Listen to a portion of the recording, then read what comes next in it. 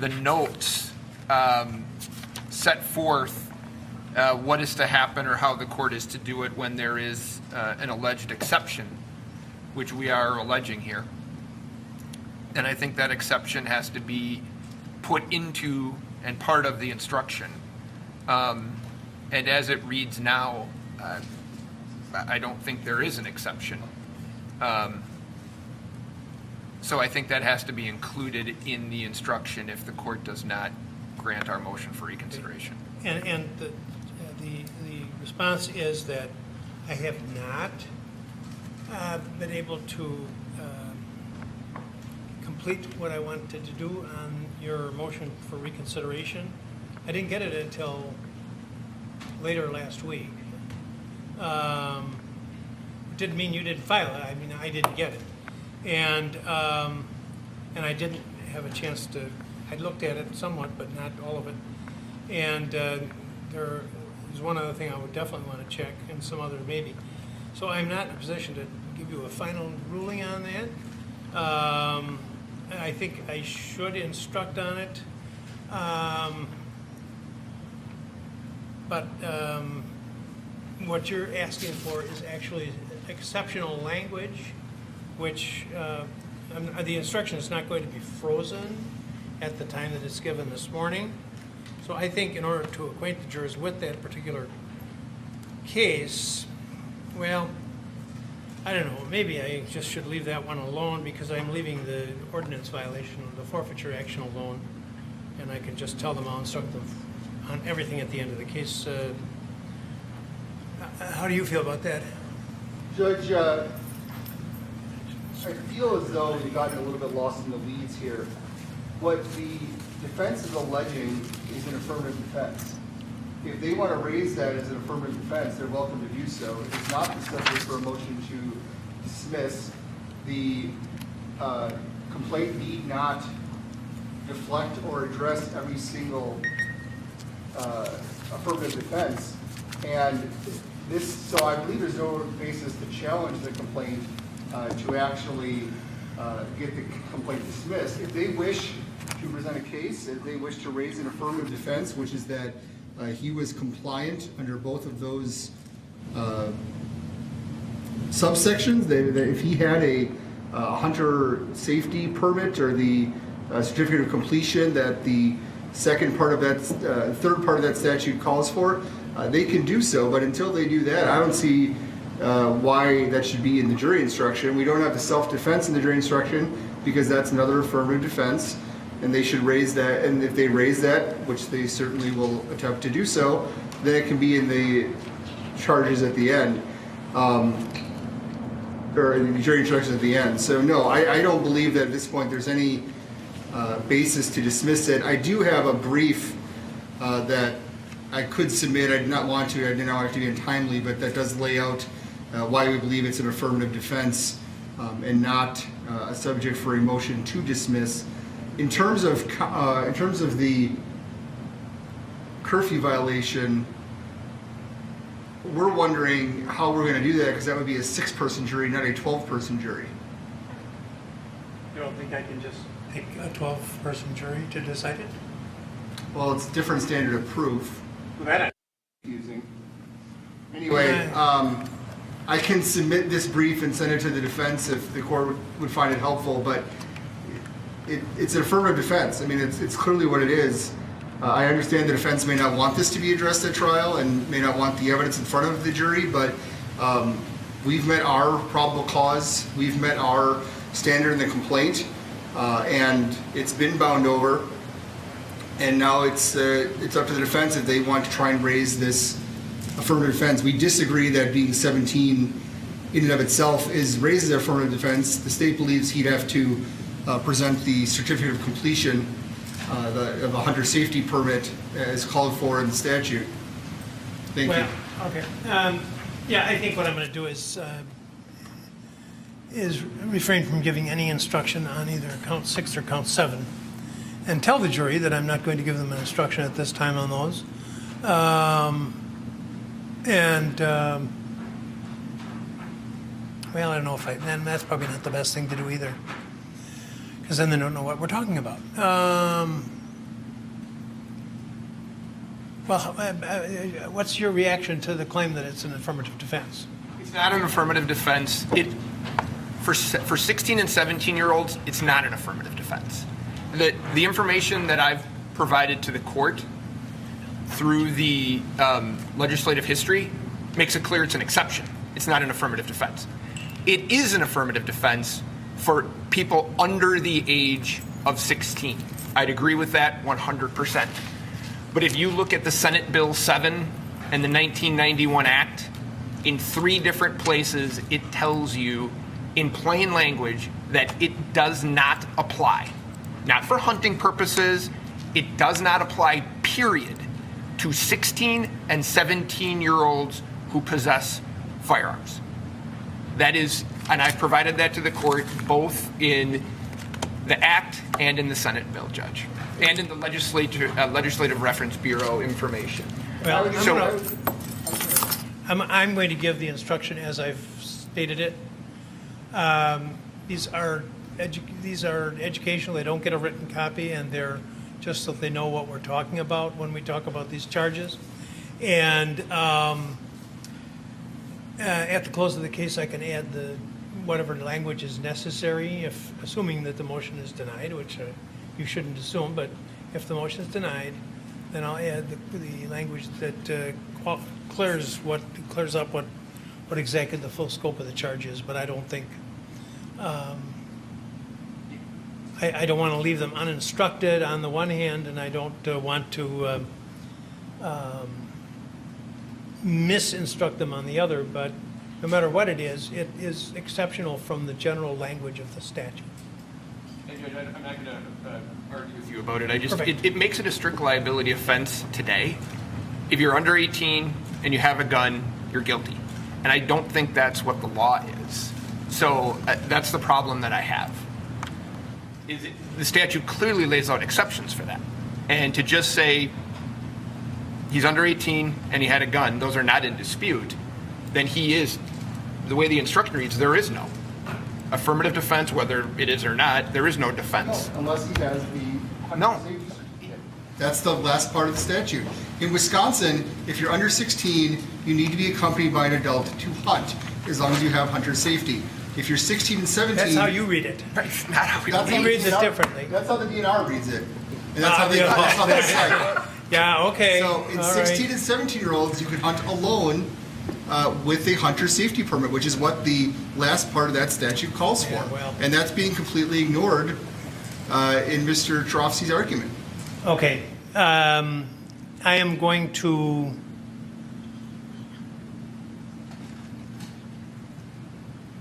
give some very incomplete language to acquaint them with the fact that there's a charge on the information respecting the possession of a firearm, and that I will instruct them concerning the elements of that offense at a later point. Okay. And the same thing will happen with respect to the forfeiture action.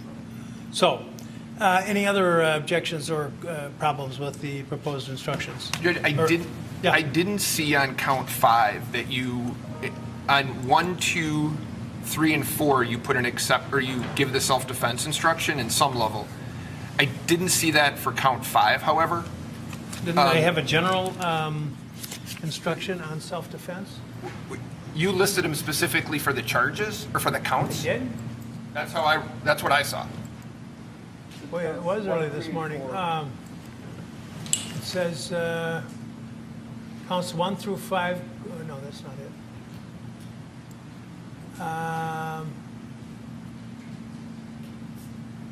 You're right. Let's see, count 5 is attempt to commit murder. That is going to have the same self-defense instruction as count.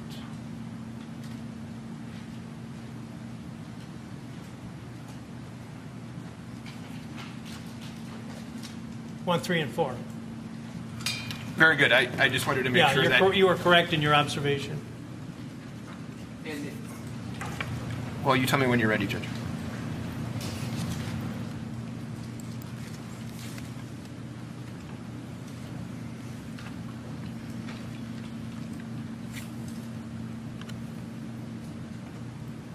Okay, what else? One last issue, and that's the court has included, as it relates to, I think it's count 3, Mr. McGinnis. Count 2?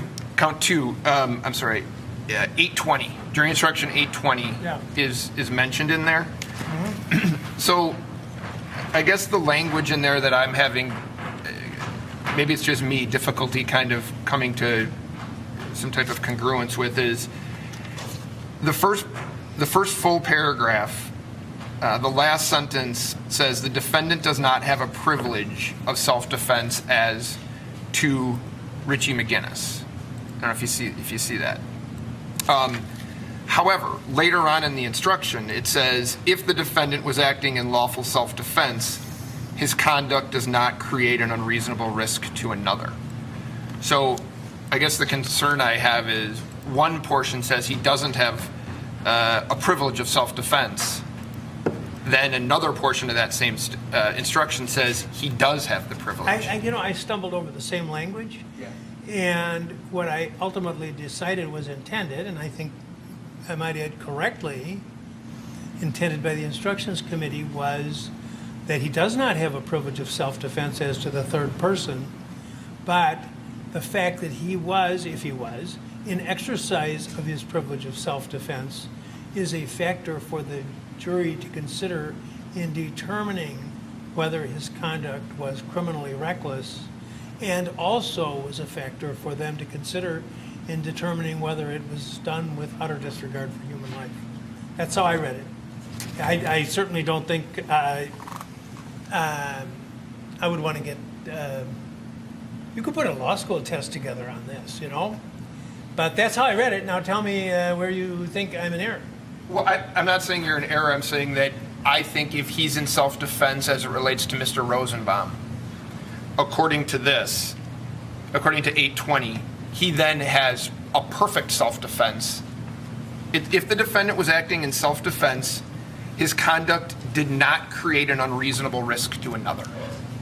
So, Well, wait a minute. Let's give a situation where I'm out on the street and somebody confronts me, and there's a family of 4 little children right behind him, and the other person, the other actor, puts me in, I'm in fear of death from the assault by this individual.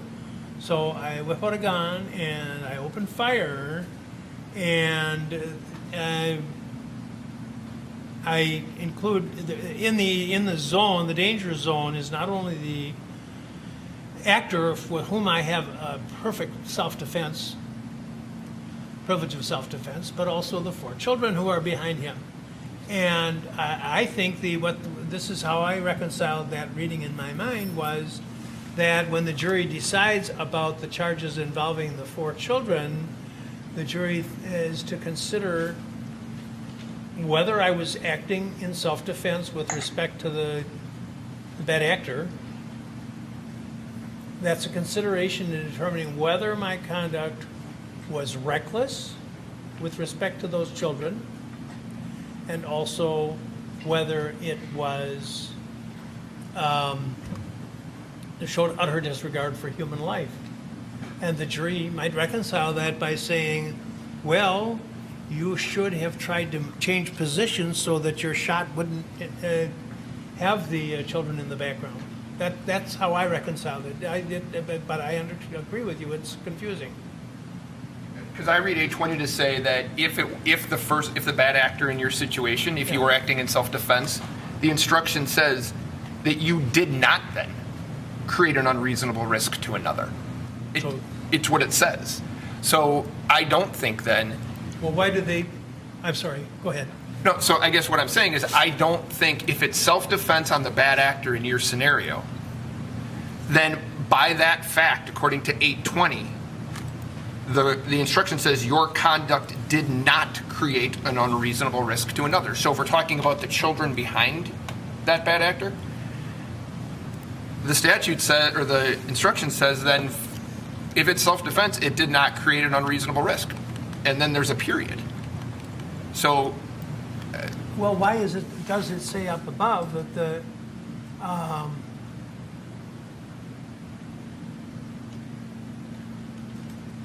in the second sentence, the fact that the law may allow the defendant to use force in self-defense as to Joseph Rosenbaum does not necessarily mean that recklessly endangering the safety of Richard McGinnis was lawful.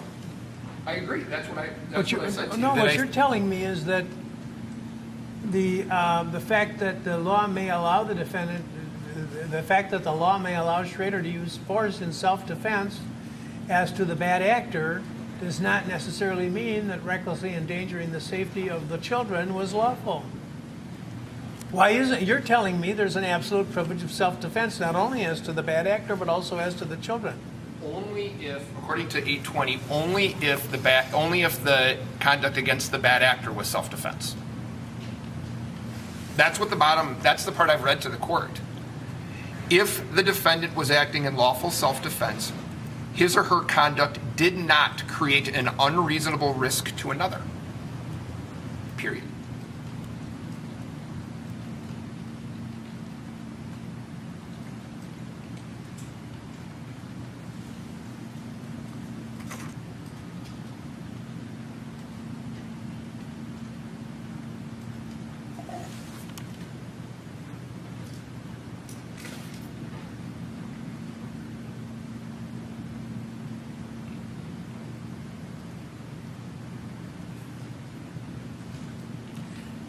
If you look at the comments from the instructions committee, on page, well, I don't know if you've got the pages there, but well, I have them, but near the end it says,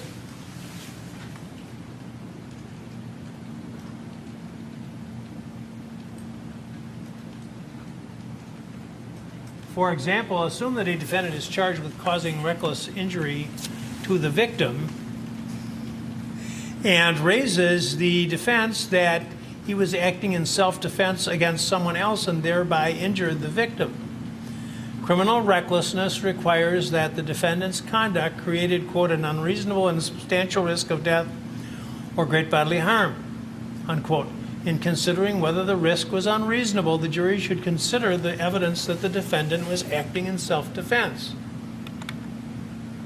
So that's what I'm thinking is that what they mean is there is not what you're arguing, I think, becomes a perfect self-defense as to injury to others during the exercise of perfect self-defense, and I don't think that's the law. It maybe was what we once thought, but I don't think it's the law now, and that the jury, when they approach the McGinnis case, looks at whether the defendant, even if exercising perfect self-defense with respect to Mr. Rosenbaum, that he doesn't have a self-defense as to Mr. McGinnis's endangerment, but instead the jury is told you consider, because, and I'm interrupting myself, because one of the things we tell the jury, and you've referred to it several times right here in our discussions in the last couple of weeks, one of the things the jury considers is what the defendant was doing, why he was doing it, how dangerous was the conduct. When they weigh those things with respect to the count involving Mr. McGinnis, they consider, if they decide that it was perfect defense, self-defense as to Mr. Rosenbaum, then they consider that in deciding what the defendant was doing, why he was doing it, how dangerous was the conduct, and then they make their determination whether the fact that Mr.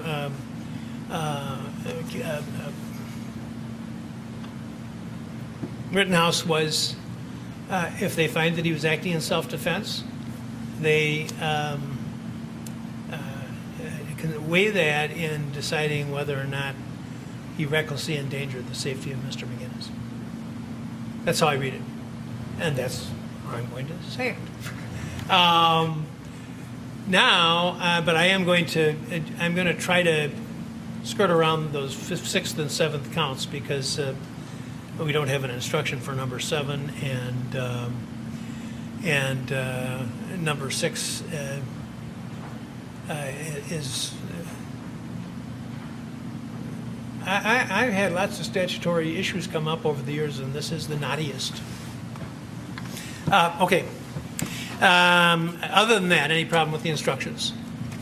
Nothing, nothing else from me, Jim. State? No. Okay. Let's get the jury down. Your Honor, Before you do that, Your Honor, I do want to put something on the record with regard to the jury. Oh, yeah, I got something here, too. Yeah, what's up? Your Honor, at the end of the proceedings last night, Brian Stute from our office came in to begin the process of setting up the audiovisual equipment and whatnot. While he was, I think, entering the courtroom from the hallway, he passed by one of our jurors, and I'm going to identify this juror as juror 52. I can say more about that person's identity, but I don't want to do it openly in court. My understanding is that juror 52 recognized Mr. Stute, said something like, you know, hey, how you doing? Like they knew each other, and I think Mr. Stute responded, you know, politely in response, and that was the extent of their interaction. Mr. Stute has explained subsequently that he had a previous employment where he remembers juror 52 from, and so that's the extent of their prior knowledge of one another. So I wanted to lay that on the record so that everybody is aware of that. I did tell counsel about that this morning before we went on the record as well. All right, any question or observation? Judge, do you feel the need to ask her if that would have any impact on her ability to serve? I don't. You can ask you can ask me to ask her if you want me to, but I'll probably tell you no. Well, might as well be honest. It doesn't sound like anything, unless you have question about the accuracy of the report to me. I think it's a non-issue.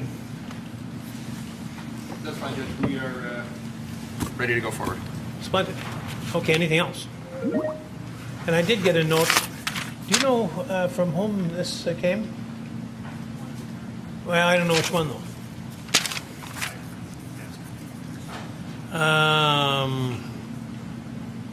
She didn't put a journal number on there?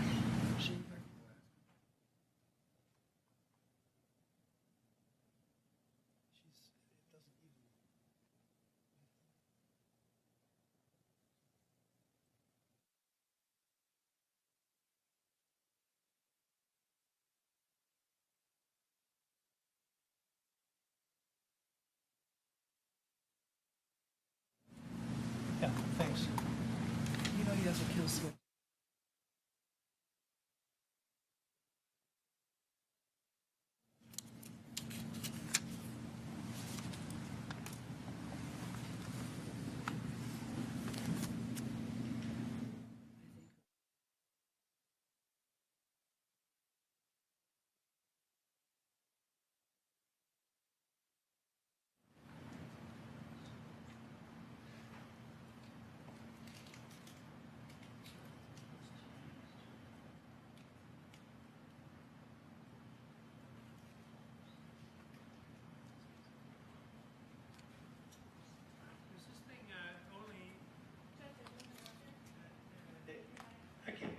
Does this only suppress the sound while I hold it down, or does it click on and off? Press.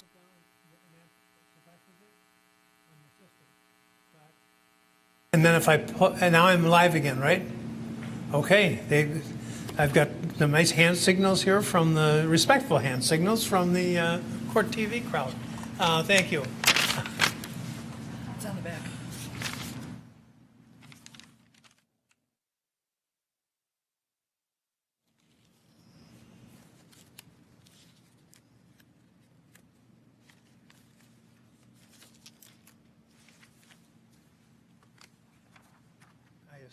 I agree with your observation.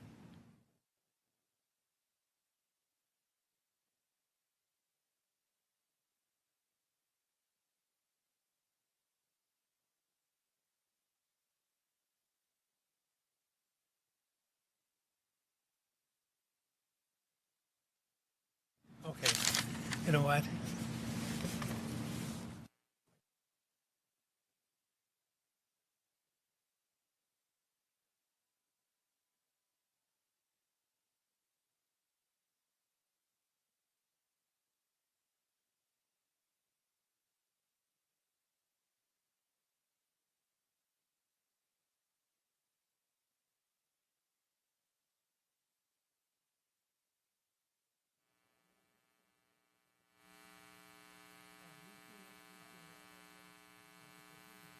give them.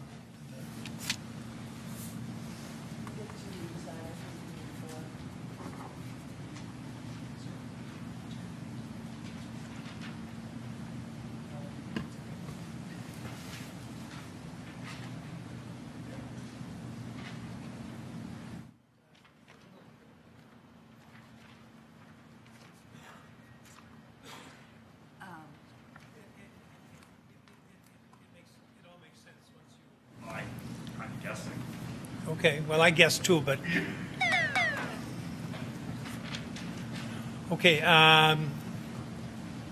let's ask the lawyers to come up, please.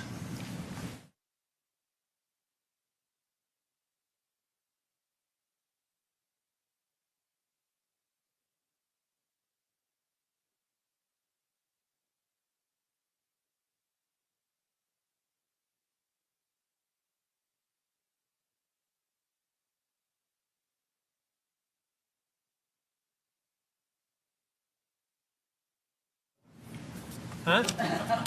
What did he say? Sure.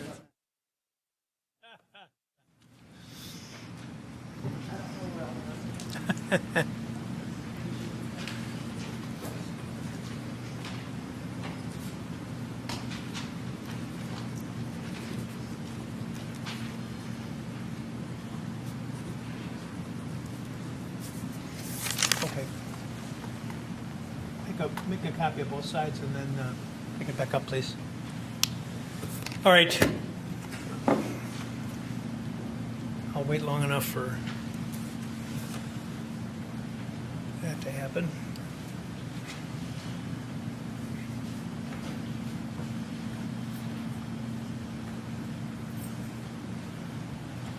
You know what?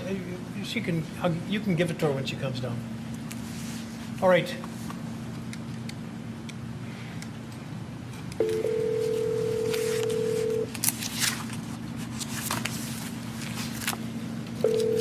Hello, Would you come down, please? you got it. Thank you. We need the door open. I don't know if somebody's standing over there or not.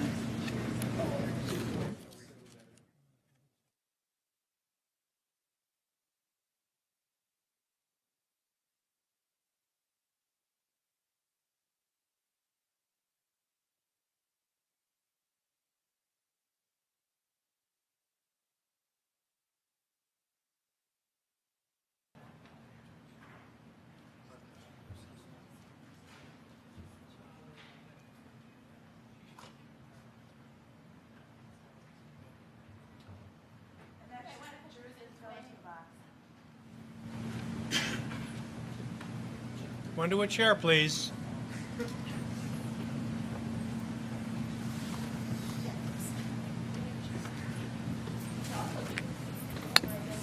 No, we're not using those. We're just using this area.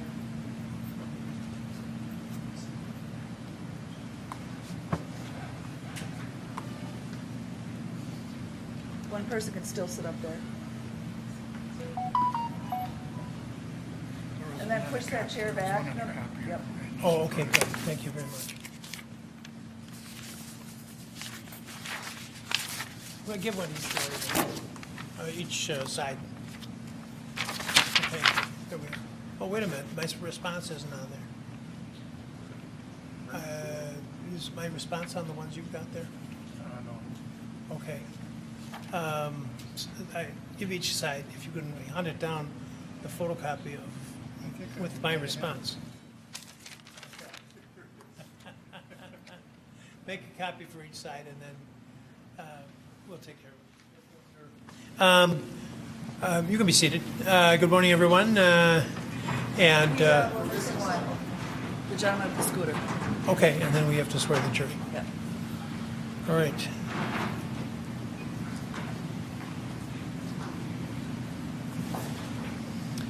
Maybe you can.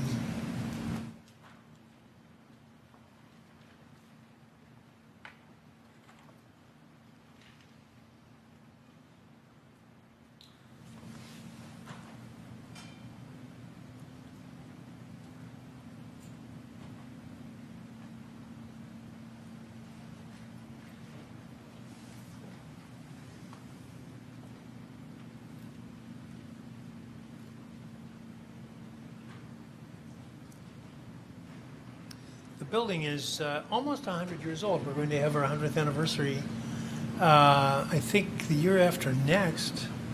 And then the chair is original equipment and some of the furniture here. And then can you move that, which is the most comfortable location? Would it be comfortable down there? Right there in front of the officer there? We'll Well- just have to move the chair. Yeah, well, that might, will he be able to see everything from there? That's my only concern. Your Honor. Okay, yeah, I just want to put the TV right in front, okay, perfect. so, okay.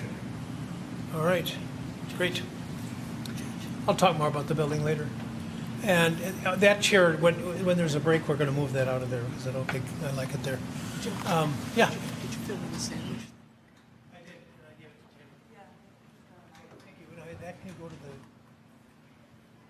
thank you. And then one of these,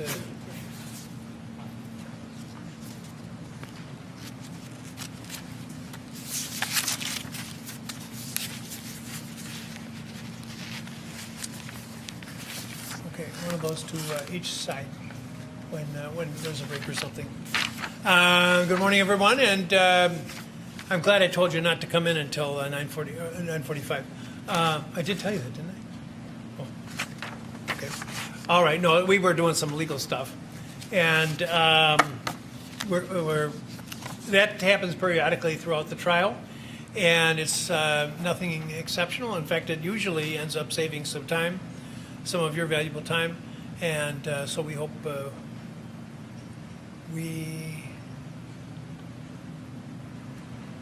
Oh, I see how it's laid out. Okay. We hope won't have too much more of that today. Would you? We're going to swear you now, your oath, to reach a fair and just verdict. So, if you would please, Can I Mrs. ask all Lehman. the jurors to raise a hand, please, to take the second oath? Do you and each of you swear that you will well and truly try the issue joined between the state of Wisconsin plaintiff and Kyle Rittenhouse defendant, and unless discharged by the court, a true verdict give according to the evidence given in court, so help you God?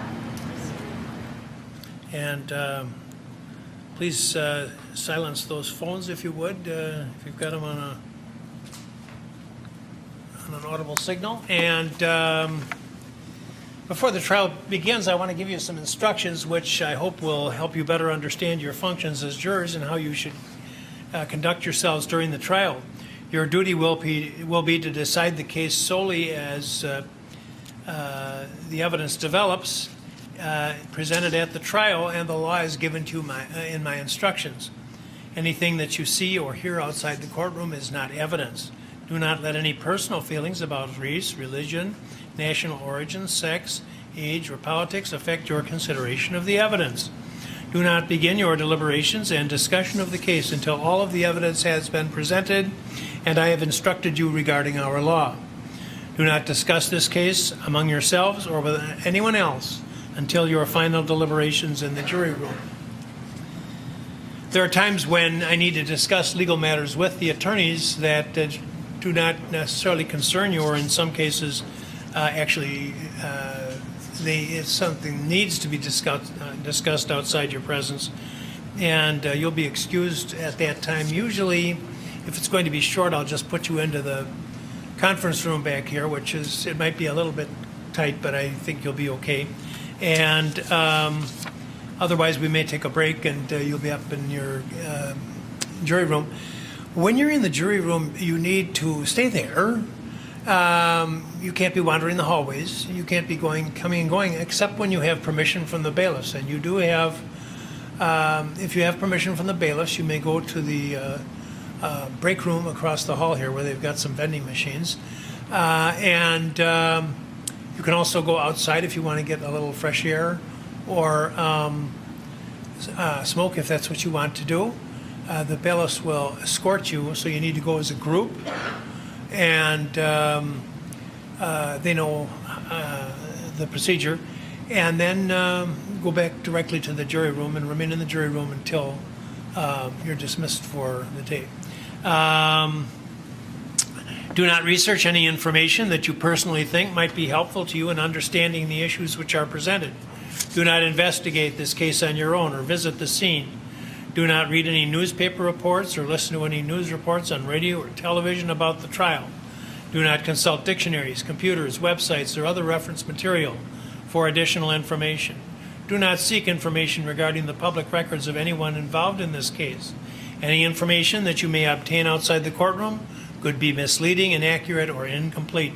Relying on this information is unfair because the parties would not have the opportunity to refute, explain, or correct it. Do not communicate with anyone about this trial or your experiences as jurors while you are serving on the jury. Do not use a computer, cell phone, or other electronic device with communication capabilities to share any information about the case. For example, do not communicate by blog, email, text message, Twitter, or in any other way on or off the computer.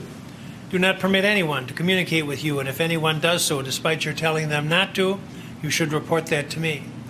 It will be tempting when you go home in the evening to discuss this with members of your household, but you must not do so. This case must be decided by you jurors based on the evidence presented in the courtroom. People who are not serving on the jury have not heard the evidence, and it is improper for them to influence your deliberations and decision in this case. After the trial has been completed, you are free to communicate with anyone in any manner. These rules are intended to ensure that you remain impartial throughout the trial. If any of you has reason to believe that another juror has violated these rules, you should report that to me. You are to decide this case solely on the evidence offered and received at this trial. Evidence is defined first as the sworn testimony of witnesses, both on direct and cross-examination, regardless of the party who calls the witness. Second, any exhibits which are received, whether or not they accompany you to the jury room. Third, any facts which the lawyers have agreed or stipulated, or which I direct you to find. Attorneys for each side have the right and the duty to object to what they feel are improper questions asked of witnesses, and to the receipt of other evidence which they believe is not properly admissible. You should not draw any conclusions from the fact that an objection is made. By allowing testimony or other evidence to be received over objection, I am not indicating any opinion about the value of that evidence. You jurors are the sole judges of the believability of the witnesses and of the weight of the evidence. You are not required to take notes during the giving of evidence in this case, but you are welcome to do so if you wish. If you do decide to take notes, please take care that it does not distract you from carefully listening to and observing the witnesses. You may use your notes during your deliberations to refresh your recollections. Otherwise, you should keep them confidential. The bailiffs will supply you with the materials. You may rely upon, after the trial, your notes will be collected and they will be destroyed. You will not have a copy of the written transcript of the trial testimony available for use during your deliberations. You should therefore pay careful attention to all of the testimony because you must rely primarily upon your memory of the evidence and the testimony introduced during the trial. It is your duty as jurors to scrutinize and to weigh the testimony of the witnesses and to determine the effect of the evidence as a whole. You are the sole judges of the credibility, that is, the believability of the witnesses and of the weight to be given to their testimony.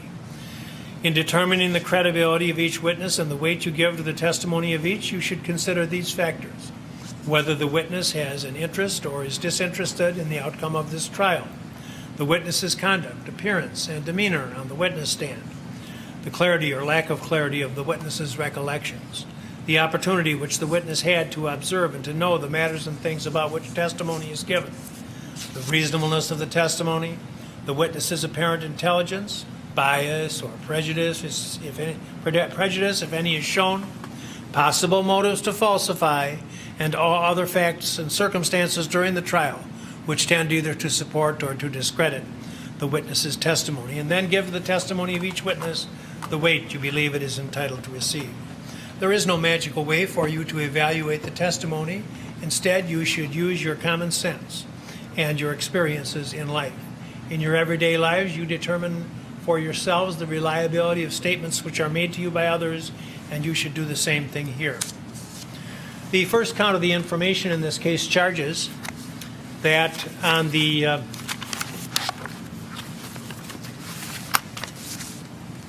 25th of August of last year at the city of Kenosha in this county, the defendant recklessly caused the death of Joseph D. Rosenbaum under circumstances which show utter disregard for human life.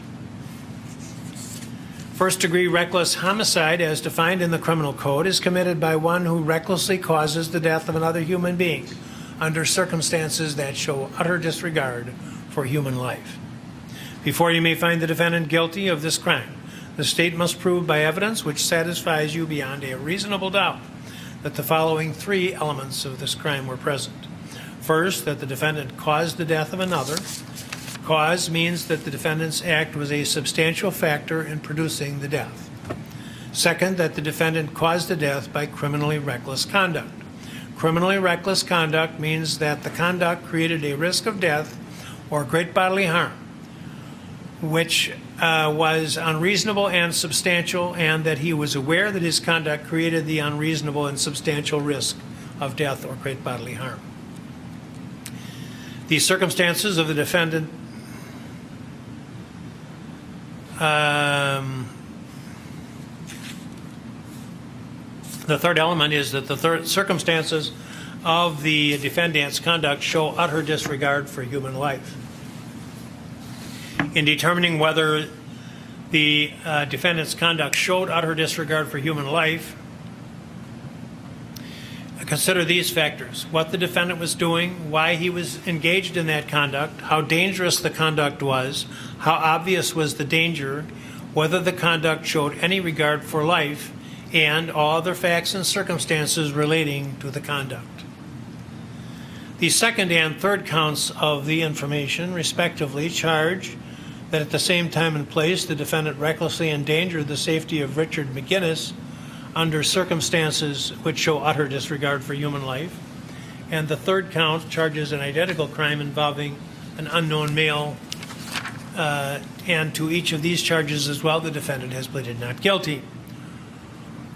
Reckless endangerment of the first degree, as charged in these counts, is committed by one who recklessly endangers the safety of another human being under circumstances which show utter disregard for human life. Before you may find the defendant guilty of reckless endangerment of the first degree as to either of these counts, the state must prove by evidence which satisfies you beyond a reasonable doubt that the following three elements were present. First, that the defendant endangered the safety of another human being. Second, that he endangered the safety of another by criminally reckless conduct.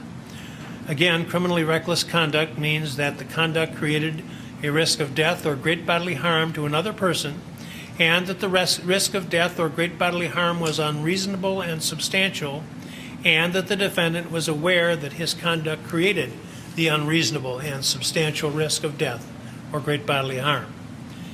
A great bodily harm means injury which creates a substantial risk of death or which causes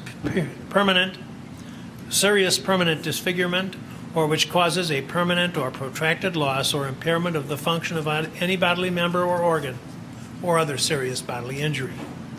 And the third element is that the circumstances of the defendant's conduct showed utter disregard for human life.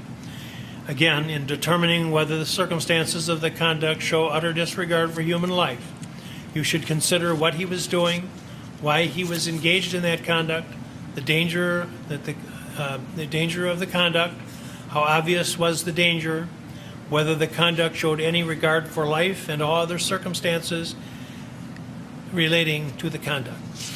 The fourth count of the information charges that at the same time and place the defendant intentionally caused the death of Anthony M. Huber with intent to kill him.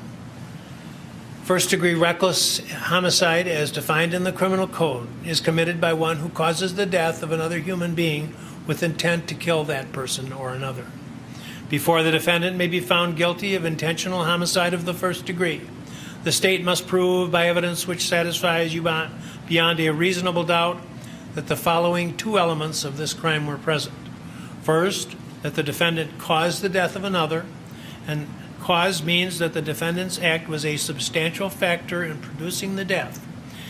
And second, that the defendant acted with intent to kill another human being.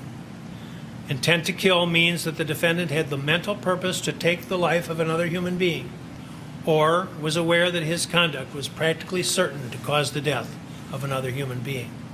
While the law requires that the defendant acted with the intent to kill, it does not require that the intent have existed for any particular length of time before the act is committed. The act need not have been brooded over, considered, or reflected upon for a week, a day, an hour, or even for a minute. There need not have been any appreciable time between the formation of the intent and the act. The intent to kill may have been formed at any time before the act, including the instant before the act, and must have continued to exist at the time of the act. You cannot look into a person's mind to determine intent, which must be found, if it is to be found at all, from the defendant's acts, words, and statements, if any, and from all the facts and circumstances in this case which bear upon intent. Intent should not be Intent should not be confused with motive. While proof of motive is necessary to a conviction, While proof of intent is necessary to conviction, proof of motive is not. Motive refers to a person's reason for doing something. While motive may be shown as a circumstance to aid in establishing the guilt of a defendant, the state is not required to prove motive on the part of the defendant in order to convict. Evidence of motive does not by itself establish guilt. You should give it the weight you believe it deserves under all of the circumstances. The fifth count of the information charges at the same time and place at the city of Kenosha in this county. The defendant attempted to cause the death of Gage P. Grosskreutz with intent to kill that person. This is a charge of attempted intentional homicide of the first degree. The crime of attempted intentional homicide of the first degree, as defined in the criminal code, is committed by one who, with the intent to commit first-degree intentional homicide, does acts towards the commission of that crime which demonstrate unequivocally, under all of the circumstances, that he had formed the intent and would have committed that crime except for the intervention of some other person or some other extraneous factor. Before you may find the defendant guilty of this offense, the state must prove, by evidence which satisfies you beyond a reasonable doubt, that the following two elements of this crime were present. First, that the defendant intended to kill another human being. Intent to kill means that the defendant had the mental purpose to take the life of another human being, or was aware that his conduct was practically certain to cause the death of another. Second, that the defendant did acts towards the commission of the crime of intentional homicide of the first degree, which demonstrate unequivocally, under all of the circumstances, that he intended to kill and would have killed another, except for the intervention of another person or some other extraneous factor. Unequivocally means that no other inference or conclusion can reasonably and fairly be drawn from the defendant's acts under the circumstances. Another person means anyone other than the defendant and may include the intended victim. An extraneous factor is something outside the knowledge of the defendant or outside of his control. While the law requires that the defendant have acted with the intent to kill, it does not require that the intent have existed for any particular length of time before the act is committed. The act need not have been brooded over, considered, or reflected upon for a week, a day, an hour, or even for a minute. There need not have been any appreciable time between the formation of the intent and the act. The intent to kill may have been formed at any time before the act, including the instant before the act, and must have continued to exist at the time of the act. Again, you cannot look into a person's mind to determine intent, which must be found, if found at all, from the defendant's acts, words, and statements, if any, and from all the facts and circumstances in this case which bear upon intent. Intent should not be confused with motive. While proof of intent is necessary to conviction, proof of motive is not. Motive refers to a person's reason for doing something, and while motive may be shown as a circumstance to aid in establishing the guilt of a defendant, the state is not required to prove motive on the part of the defendant in order to obtain a conviction. Evidence of motive does not by itself establish guilt. You should give it the weight you believe it deserves under all the circumstances. The sixth count charges that at the same time and place, the defendant was a person under the age of 18 years and was armed with a dangerous weapon. The seventh count charges that at the same time and place, the defendant intentionally failed to comply with an order issued by an agent of the state or of a local government unit which was engaged in emergency management activities under Chapter 323 of the statutes. The defendant has also pleaded not guilty with respect to each of those charges. I'm going to give you a more complete instruction about those offenses which are alleged at the close of the trial. Basically, the sixth count deals with the circumstances under which it is lawful for a person who is under the age of 18 to have a firearm in his possession. And the seventh count deals with special circumstances in which emergency management edicts are issued and the requirements which are imposed for obedience to those edicts.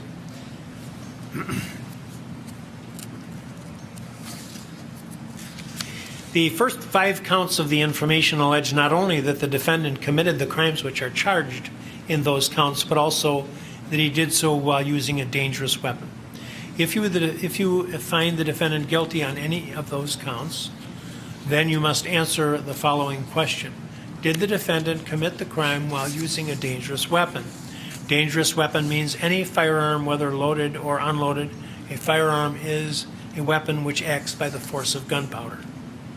Before you can answer the question yes, if you are called upon to answer it, then you must be satisfied beyond a reasonable doubt that the defendant committed the crime while using a dangerous weapon. Self-defense is an issue in this case, and the law of self-defense allows the defendant to threaten or intentionally use force against another only if the defendant believed there was an actual or imminent unlawful interference with his own person, and that he believed that the amount of force that the amount of force he used or threatened to use was necessary to prevent or terminate the interference, and that his beliefs were reasonable.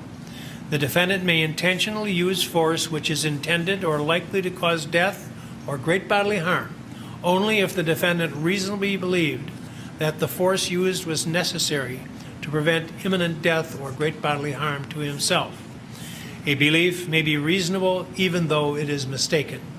In determining whether the defendant's beliefs were reasonable, the standard is what a person of ordinary intelligence and prudence would have believed in the defendant's position under the circumstances existing at the time of the alleged offense.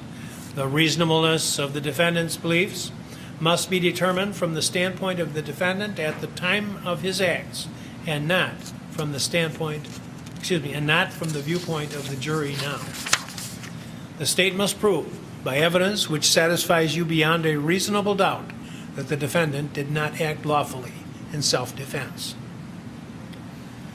That is with respect to counts 1, 3, 4, and 5. So those are the charges of reckless endangerment, reckless homicide, and intentional homicide, and attempted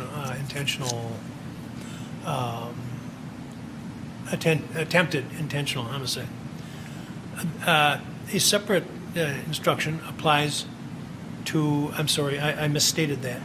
The the instruction I just gave you on self-defense applies to the first count of reckless homicide involving Joseph Rosenbaum, the third count involving the unknown male, the fourth count involving Anthony Huber, which is a charge of intentional homicide, and the fifth count, which is attempt to commit intentional homicide involving Gage Grosskreutz. There is a different rule applicable to the charge involving Richard McGinnis, the second count, and that is that there may be evidence in the case that the defendant was acting in self-defense as to Joseph Rosenbaum. The fact that the law may allow the defendant to have used force in self-defense as to Joseph Rosenbaum does not necessarily mean that recklessly endangering the safety of Richard McGinnis was lawful.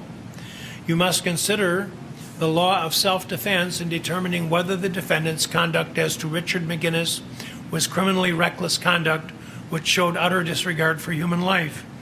But the defendant does not enjoy the privilege of self-defense as to Richard McGinnis, because Richard McGinnis was not any way acting with aggression towards him.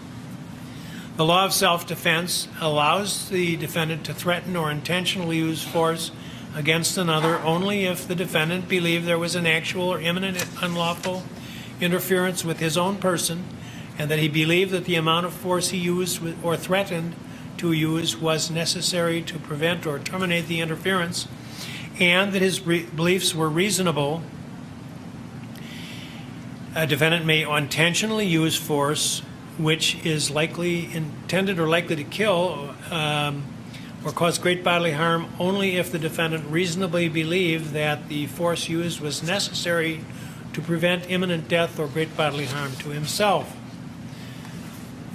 So that self-defense would be applicable to the defendant with respect to Mr. Rosenbaum, if you find that it's sustained by the evidence. But that doesn't follow through with respect to Mr. McGinnis, who was in the area of the gunfire. And so you have to analyze that separately and determine, well, I'll get further into it. And keep in mind that a belief may be reasonable even though mistaken. In determining whether the defendant's beliefs were reasonable, the standard is what a person of ordinary intelligence and prudence would have believed in the defendant's position under the circumstances then existing. The reasonableness of the defendant's beliefs must be determined from the standpoint of the defendant at the time of his acts and not from the viewpoint of the jury now. You should consider the evidence relating to self-defense along with all of the other evidence in the case in deciding whether the defendant's conduct created an unreasonable risk of death or great bodily harm as to Richard McGinnis. If the defendant was acting lawfully in self-defense with respect to Mr. Rosenbaum, his conduct did not create an unreasonable risk to another. The burden is on the state to prove beyond a reasonable doubt that the defendant did not act lawfully in self-defense, and you must be satisfied beyond a reasonable doubt from all of the evidence in the case that the risk was unreasonable. You should consider the evidence relating to self-defense as to Mr. Rosenbaum in deciding whether the circumstances of the defendant's conduct with regard to Mr. McGinnis showed utter disregard for human life. The burden is on the state to prove beyond a reasonable doubt that the defendant did not act lawfully in self-defense, and you must be satisfied beyond a reasonable doubt from all of the evidence in this case that the circumstances of the defendant's conduct showed utter disregard for human life. In reaching your verdict, examine the evidence with the utmost care and caution. Act with judgment, reason, and prudence. The defendant is not required to prove his innocence.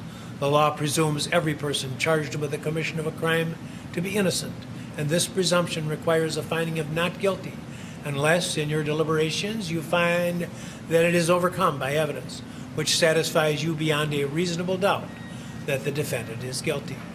The burden of establishing every fact necessary to constitute guilt is upon the state. Before you may return a verdict of guilty, the evidence must satisfy you beyond a reasonable doubt that the defendant is guilty. If you can reconcile the evidence upon any reasonable hypothesis consistent with the innocence of the defendant, then you must do so and find him not guilty.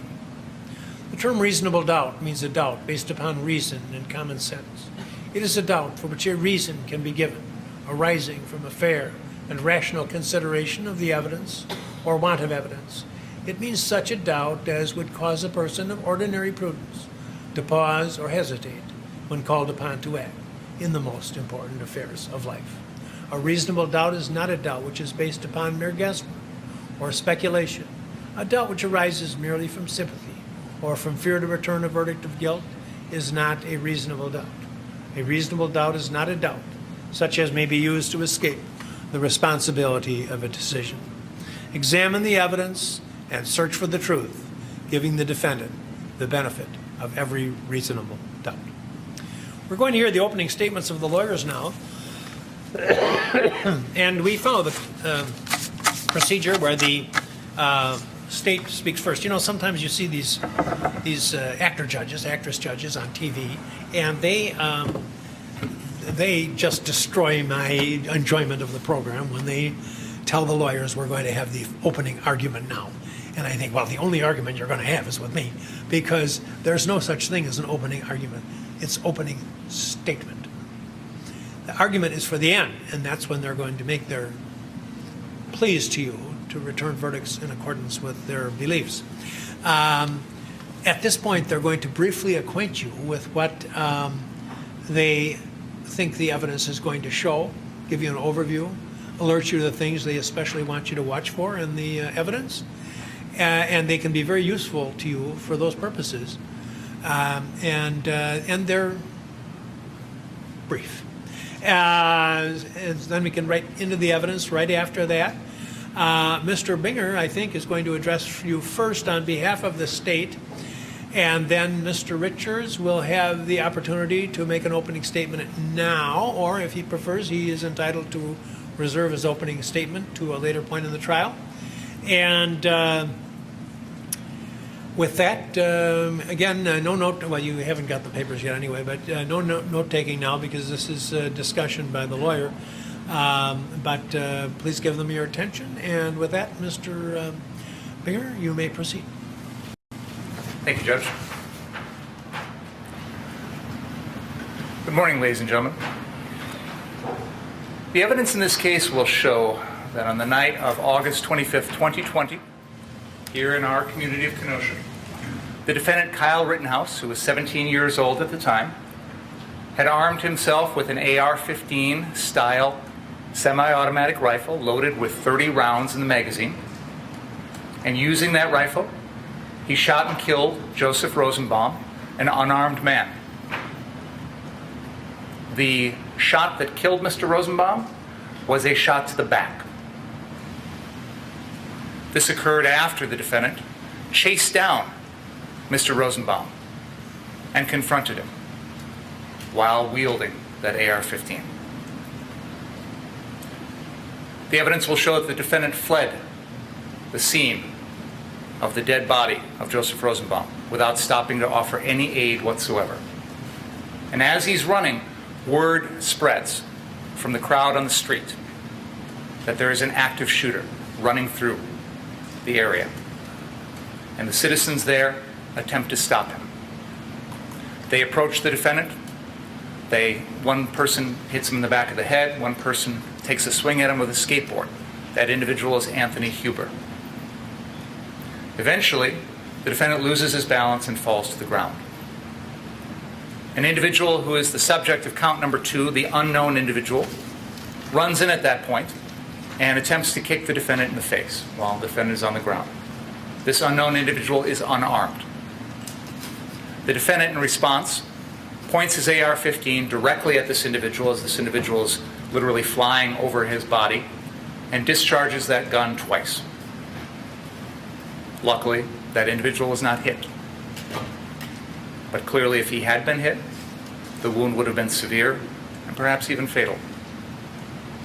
Immediately after that, Anthony Huber, who is holding a skateboard, comes in and reaches for the defendant's gun. He grabs hold of the gun and tries to pull it away from the defendant. The defendant is wearing his AR-15 strapped to his body. There is a nylon strap around his entire body, and the gun is slung from that, so it is essentially attached to him. Mr. Huber's efforts are unsuccessful because of that strap. And in that struggle, the gun winds up pointed directly at Mr. Huber's chest. The defendant pulls the trigger one time and discharges a round into Mr. Huber's chest, killing him instantly. A final individual by the name of Gage Grosskreutz has followed this chase on foot and has approached the defendant at this time. Mr. Grosskreutz is holding his cell phone that he'd been using to record the night's events for a live stream on Facebook in one hand, and a Glock semi-automatic pistol in the other hand. He runs up to the defendant. The defendant turns towards him with the AR-15. Mr. Grosskreutz raises his hand. The defendant then turns his rifle over, begins to examine it for a second. Mr. Grosskreutz takes this opportunity, and you will see in the photos and the videos, that he blades his body with his left hand, reaching towards the defendant. His right arm is pulled back. This is the one with the gun in his hand. And as he's reaching for the defendant turns the AR-15 and discharges the 8th and final round into Mr. Grosskreutz's right arm, the arm with the gun. Mr. Grosskreutz runs off, screaming for a medic. The defendant gets up and walks away. On that night, he killed 2 unarmed people, shot at a third at very close range, and wounded Mr. Grosskreutz in the arm, who was armed with a gun. It is the state's position that this evidence demonstrates the criminal charges against the defendant: his intentional homicide of Anthony Huber and his reckless conduct towards the other defendants. Now, what I've just given you is the snapshot, but there's a wider context here. As we all discussed yesterday, this occurs during the context of the events following the shooting of Jacob Blake, which occurred on Sunday night, August 23rd, 2020. And we all know that within a short period of time after that, the community erupted in protests, looting, rioting, arson, and violence. Sunday night and Monday night were 2 of the roughest nights that our community has ever seen. We are well aware of the damage that the uptown area along 22nd Avenue suffered.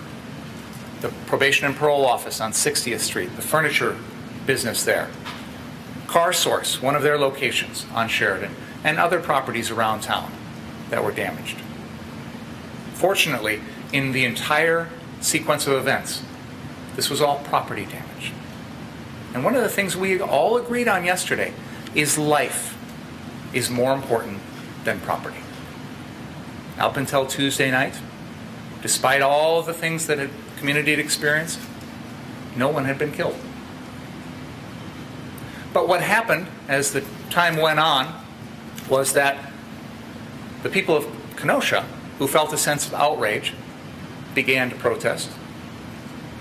But like moths to a flame, tourists from outside of our community were drawn to the chaos here in Kenosha. People from outside of Kenosha came in and contributed to that chaos. And it caused many of our citizens to fear for their safety, fear for their homes and their families, fear for their businesses, and take steps to protect themselves, whether it is to arm themselves, board up their windows, move, or take time away from the community. All of those reactions were entirely understandable and reasonable. And no one here is going to tell you otherwise. As long as those are what you're left doing, there's no issue. But out of the hundreds of people that came to Kenosha during that week, the hundreds of people that were out on the streets that week, the evidence will show that the only person who killed anyone was the defendant, Kyle Rittenhouse. The evidence will show that hundreds of people were out on the street experiencing chaos and violence, and the only person who killed anyone was the defendant, Kyle Rittenhouse. We will show you videos of some of the events that night, of police, tear gas, rubber bullets, and yet the only person who killed anyone was the defendant. There are fireworks going off, which is a loud noise, sounds like gunfire. There are guns being discharged, the sound of gunfire throughout our community that night. Hundreds of people are there experiencing this, and yet the only one who kills anyone is the defendant. We will show you video of hostile confrontation between literally hundreds of people on one side of the issue and on the other side of the issue. People getting up in each other's faces. And yet the only person who killed anyone is the defendant. Hundreds of people experienced those nights, experienced the night of August 25th, experienced that chaos. Hundreds of people. And yet the only one who killed anyone is the defendant, Kyle Rittenhouse.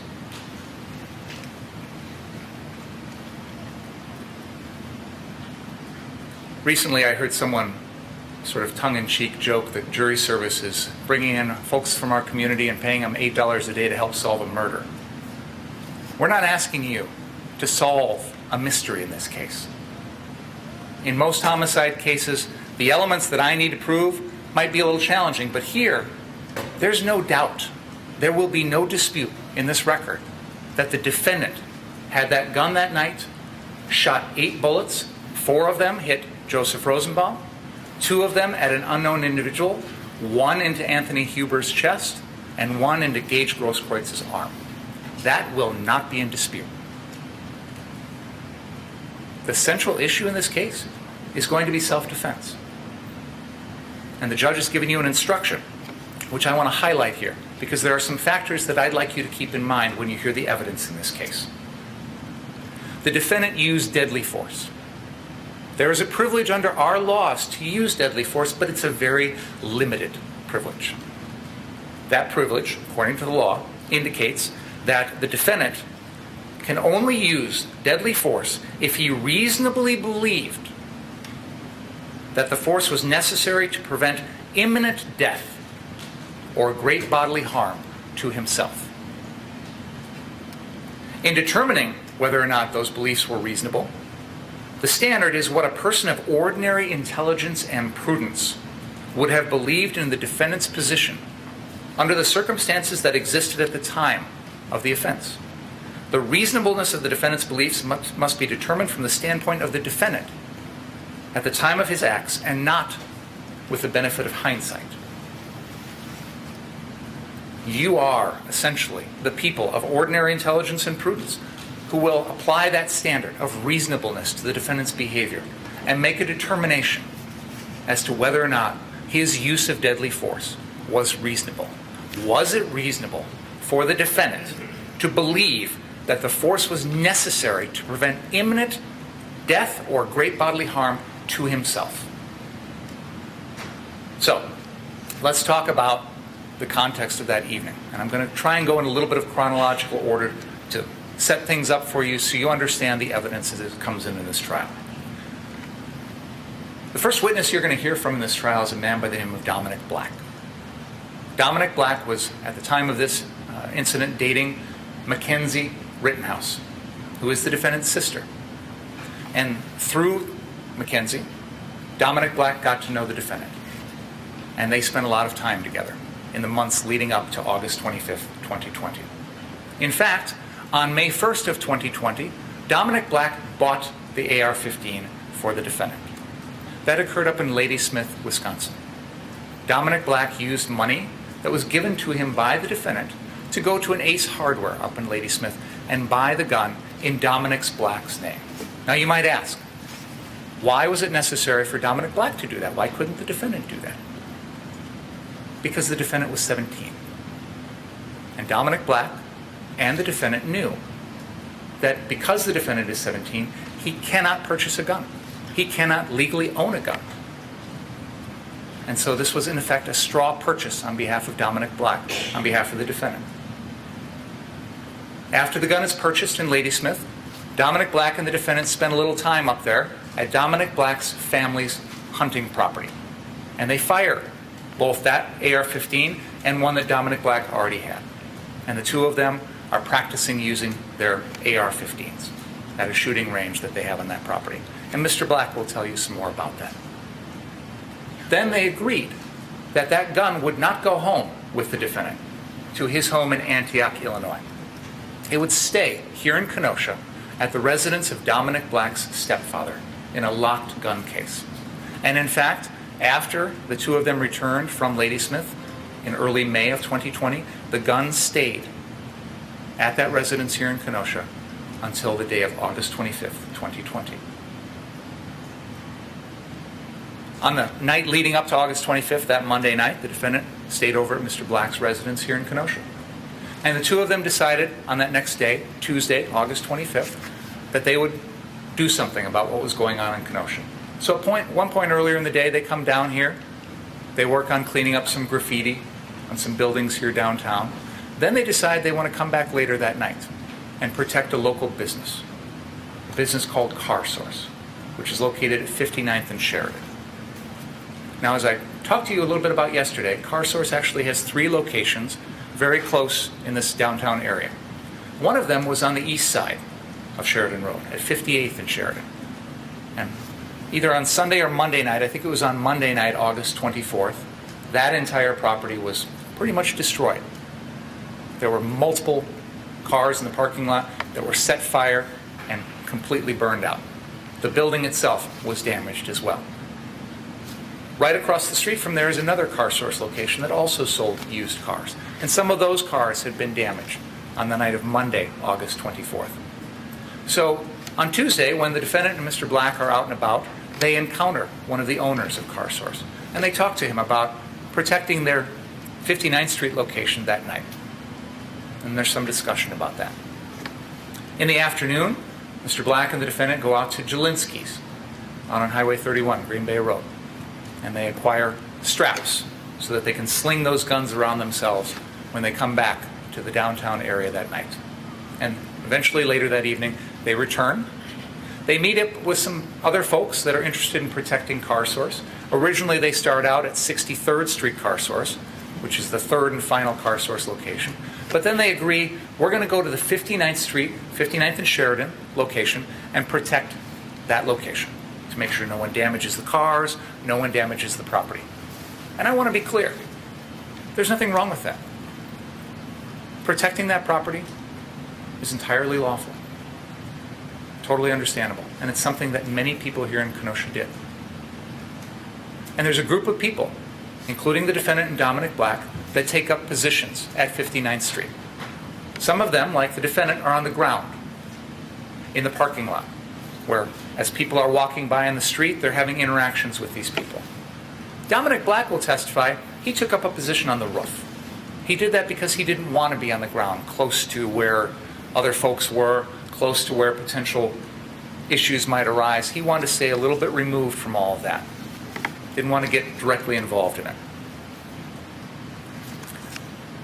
You will hear and see videos of a sequence of events going on around Kenosha that night. The evening begins with large-scale protests, large-scale, no other way to put it, rioting that's occurring right outside these windows, right in front of the courthouse here at Civic Center Park. There is a crowd of police that have lined up to protect this building, to protect the public safety building, which is right next door. And there are a large number of protesters that are agitating. They are screaming at the police. They are throwing projectiles. Police are shooting rubber bullets, tear gas, etc. It is a very volatile situation at Civic Center Park. Now, that's at 56th and Sheridan, about 3 blocks north of the Car Source where the defendant was. But as the evening goes on, the police decide to move the line of protesters south on Sheridan. And eventually, they pass the Car Source at 59th and Sheridan. The police establish a line at 60th and Sheridan, 1 block south.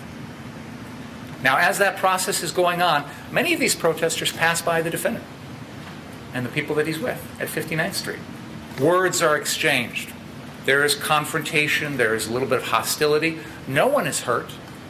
No one fires a gun. No one is injured.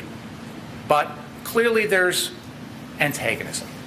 It is clear that this is a crowd that is not on the same side as the defendant, that does not see him as an ally, does not see him and his group as someone that they identify with. And as I said, there is a hostile exchange there for a while. In fact, at one point, members of the crowd pull one of the dumpsters from the property out into the street and attempt to start it on fire. And some of the other folks that are there with the defendant go out and put the fire out and have some very harsh interactions with those people in the street.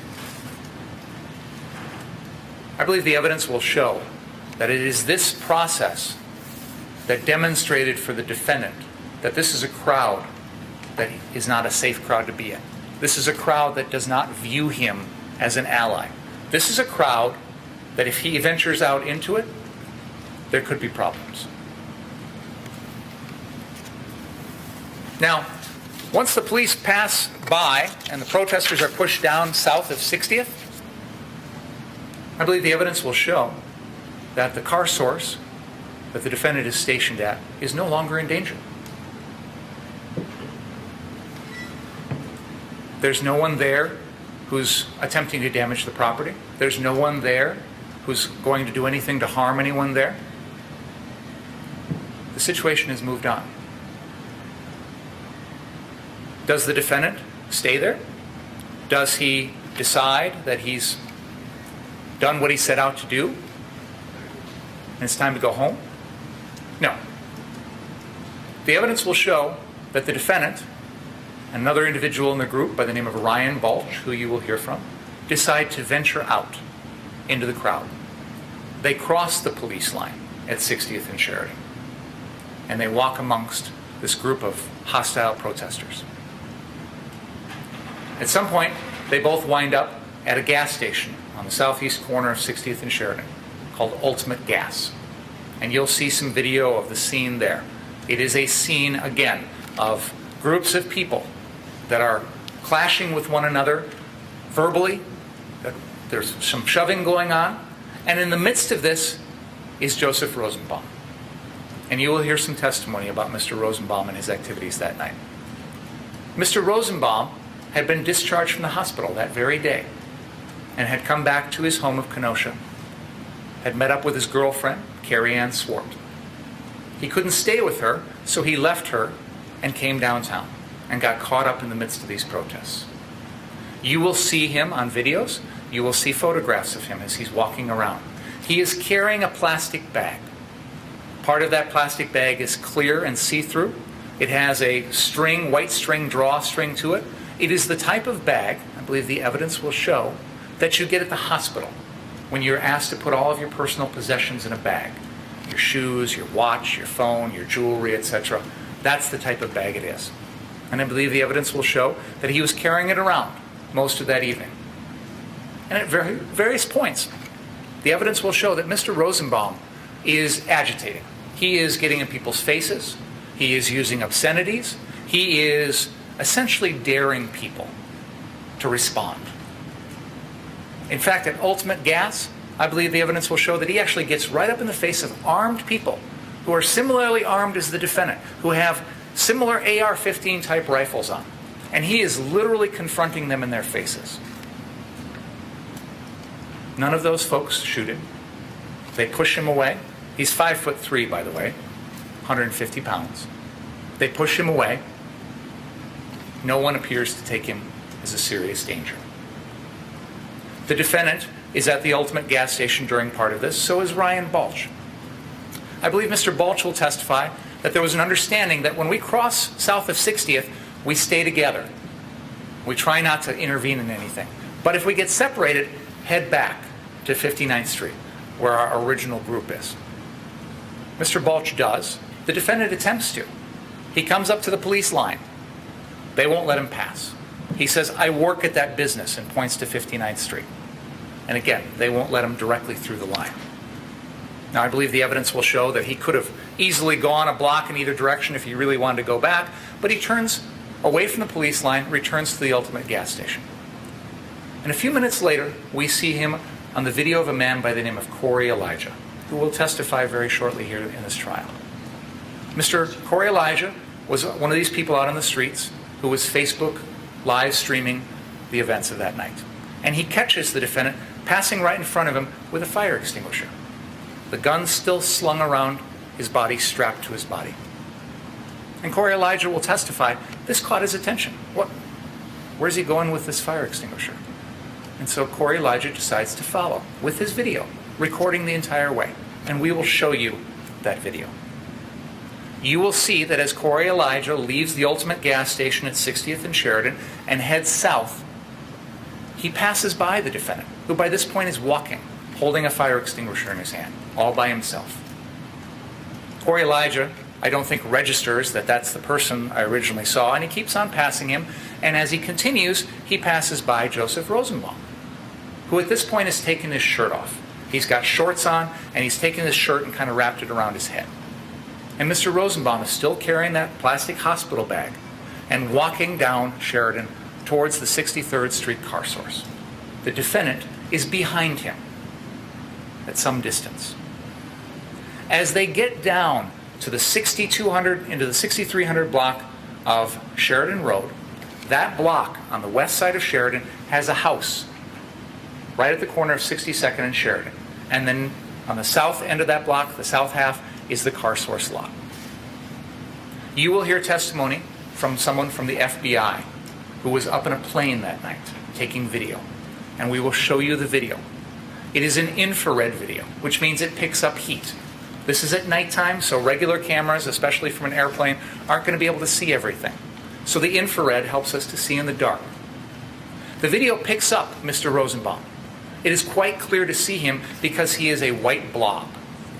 Infrared picks up heat. He doesn't have his shirt on. So the cloth of a shirt would help conceal some of that heat, but when you don't have your shirt on, that heat radiates, and the infrared picks it up more clearly. So he's very easy to see in the video as a white dot. You see him running towards the 63rd car source. And behind him, running in the same direction, following him, is the defendant. As they get to the 63rd Street car source, there are some cars on the north side of that lot. Mr. Rosenbaum peels off behind those cars, and the defendant stops on the other side of those cars and turns towards Mr. Rosenbaum. Now, obviously, in an infrared video from a plane overhead, we don't know exactly what was going on at that very moment. We don't know what words were said. But what's clear is whatever that confrontation that was initiated by the defendant started, it caused Mr. Rosenbaum to come around the cars and start running after the defendant. The defendant drops the fire extinguisher right there and runs, carrying his AR-15. At some point during that foot pursuit, the defendant turns around, points the gun at Mr. Rosenbaum, who puts his hands up in the air. Now remember, he has got no shirt on. He's got his hands up in the air, almost like, what are you going to do? The defendant stops, pointing at Mr. Rosenbaum, continues to run. And right around this time, there is a gunshot from someone else, who we have identified by the name of Joshua Zeminski. This is an individual who's walking on the sidewalk, probably 30 feet away from where the defendant and Mr. Rosenbaum are running. Mr. Zeminski, for reasons only he can explain, decided to take his handgun and fire it one time in the air. As I said, this is in a different direction and many feet away from where the defendant was. Mr. Rosenbaum continues to pursue the defendant, and we will have Detective Martin Howard testify that he's timed the gap between Mr. Zeminski's shot and the eventual gunshots is about 2.5 or 2.6 seconds. Mr. Rosenbaum closes on the defendant. The defendant turns and fires 4 shots at Mr. Rosenbaum. You will hear the testimony from the Milwaukee County Medical Examiner, Dr. Douglas Kelly, that Mr. Rosenbaum suffered 5 wounds total from 4 bullets. Dr. Kelly will testify that the first 2 wounds that were inflicted upon Mr. Rosenbaum were to his lower extremities. We're not sure which order they were in, but one was to his right pelvis, fracturing his pelvis, and one was to his left lower thigh. Dr. Kelly will testify that these wounds caused Mr. Rosenbaum to start falling face forward. And you will see video of his body where it is found. He lands on his face down on the ground. As he is falling, the defendant fires 2 more shots. One of them hits the defendant in the back, Mr. Rosenbaum in the back. And that is the shot that kills Mr. Rosenbaum, according to Dr. Kelly. You will hear testimony from someone by the name of Richie McGinnis. Richie McGinnis is a reporter who came to Kenosha to cover the events of that night. And at some point shortly before these shootings, he encounters the defendant at 59th Street and interviews him. He talks to the defendant and then follows the defendant down Sheridan Road and is right behind the defendant as these shootings are occurring. In fact, he is in the car source lot. He is behind Mr. Rosenbaum when Mr. Rosenbaum is shot. And Mr. McGinnis will testify that one of those rounds came close to him, which is the basis for the count that we've alleged that Mr. McGinnis was recklessly harmed or placed in danger by the defendant. Mr. McGinnis will testify that when he saw Joseph Rosenbaum shot and fall to the ground, he immediately ran up and attempted to treat Mr. Rosenbaum. He took off his shirt. He used it to try and stem some bleeding. He rolled Mr. Rosenbaum over onto his back, and he's attempting to administer first aid. Many other people respond at that very moment to that location and attempt to help Mr. Rosenbaum. They eventually lift him up. They carry him across the street to Frederick South, formerly known as Kenosha Memorial Hospital, KMH, which happens to be right across the street. These folks load him into a hospital SUV that's there in the back of it, and it races off towards the emergency room to try and save Mr. Rosenbaum's life. That's what Mr. McGinnis does. The defendant, after shooting Mr. Rosenbaum, gets on his phone, calls Dominic Black and says, "I just shot somebody," and starts running away. Now, one of the things that you will see and hear in this case is that the defendant throughout this entire evening held himself out as an EMT, as a medic, that he's carrying a medical bag with him, strapped to his body. And yet, in this time of Mr. Rosenbaum there on the ground, injured, potentially dying, the defendant offers no aid, but instead runs. He runs up Sheridan Road. He encounters another member of their group from 59th Street, who you will hear testify, by the name of Jason Lakowski. Jason Lakowski is similarly armed. He's a former Marine. He had been with the defendant at 59th Street and had come down in response to the gunshots. Mr. Lakowski will testify that he met Mr. Rittenhouse as the defendant was fleeing the scene. And Mr. Rittenhouse said to him, "I didn't shoot anybody, but I need help." And Mr. Lakowski says, "Head up towards the police." So the defendant starts running north on Sheridan. The crowd starts yelling, "That guy, the defendant, just shot somebody," because that's all the knowledge they have at that point. And it's true. So they begin to chase after him. They clearly believe he's an active shooter, and they try and stop him. And I've already described to you the events that follow. Mr. Huber, the unknown individual, and Mr. Grosskreutz. So, when we talk in this trial about the nights of August 25th, we need to keep in mind the context of that night. We need to keep in mind the fact that there were hundreds of people on the street that night, experiencing the same chaos, the same loud noises, the same gunfire, the same arson, the same tear gas, the same hostile confrontations with people who believe the opposite of them. And yet, out of these hundreds of people, only one person killed anyone that night. Only one person shot anyone that night.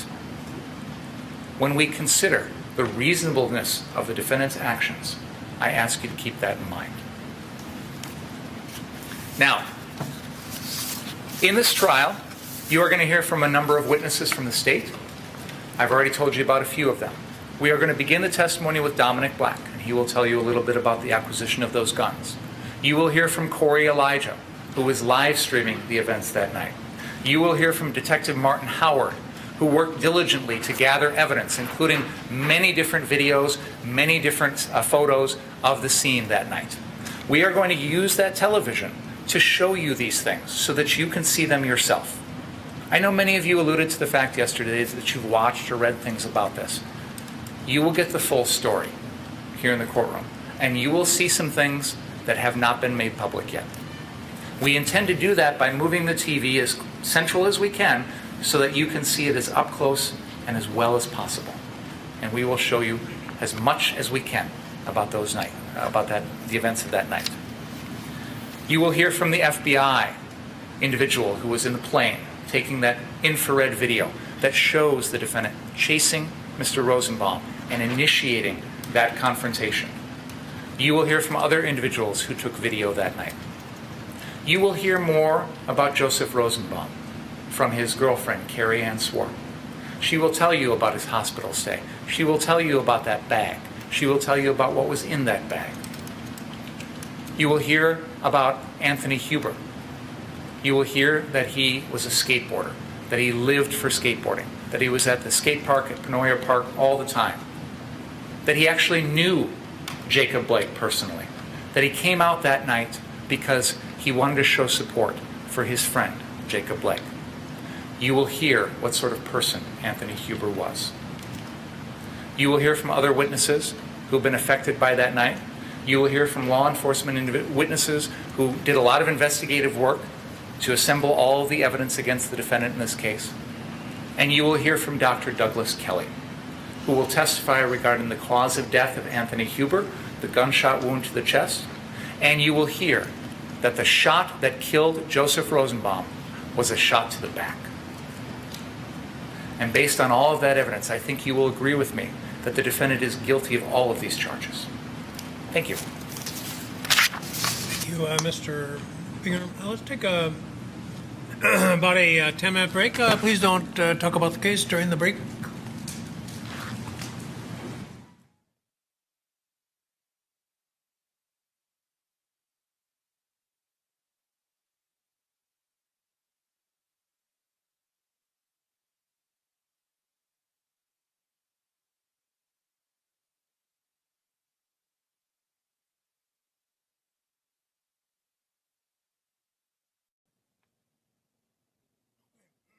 Go. Your Honor, before we proceed to the defense opening, it's my understanding that counsel is going to be showing videos to the jury. Okay. These aren't evidence yet. I don't know what's going to be shown.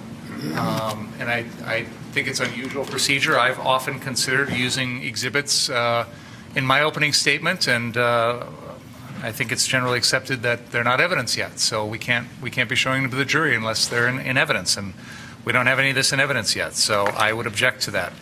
Well, he does need to tell you what he intends to show. I got to turn things on here. He does need to tell you what he proposes to show, and me too. But the rule does not preclude their use during opening statement at all. What's up, Mr. Your Honor, the first slide is a jury instruction, part of self-defense. The second slide is a picture of Joseph Rosenbaum wearing the maroon shirt for identification purposes. The third is a video at the Ultimate Gas of Mr. Rosenbaum having to be restrained. The fourth is a still photograph of Mr. Rosenbaum walking down the street after arming himself with the chain. The fifth is a picture of Joseph Rosenbaum taken from the video at the Ultimate Gas Station of him and Mr. Zeminski. The sixth photograph is once again a picture taken by Nathan DeBrune of Joshua Zeminski and Joseph Rosenbaum starting a fire at the trailer. And in that one, Mr. Rosenbaum is wearing a blue mask. Number 7 is a picture from the Ultimate Gas Station taken from a video of somebody who's commonly been referred to in this as Yellow Pants Man. Kelly and Joshua Zeminski, showing Joshua Zeminski armed with the weapon that was the first weapon fired at car source number 3. Number 8 is a picture for identification of Richie McGinnis. Number 8 is a picture of how Richie McGinnis was dressed that evening so he can be identified in the videos. Number 9 is Gage Groskowitz. and his backpack, taken from a video that has been agreed to be introduced into evidence. Number 10 is a still photograph of Gage Groskowitz running down Sheridan Road towards my client, arming himself. You can see him pulling the gun out of his back waistband. Number 11 is a still photograph of Anthony Huber holding his skateboard. And then number 12 is a picture of Anthony Huber holding his skateboard, so you can see the whole skateboard, but dressed the same way as it is in number 11. Number 13 is Anthony Huber holding Mr. Rosenbaum back at the confrontation at Ultimate. Number 14 is the photograph of Jump Kick Man, the non-complaining witness, kicking my client in the head.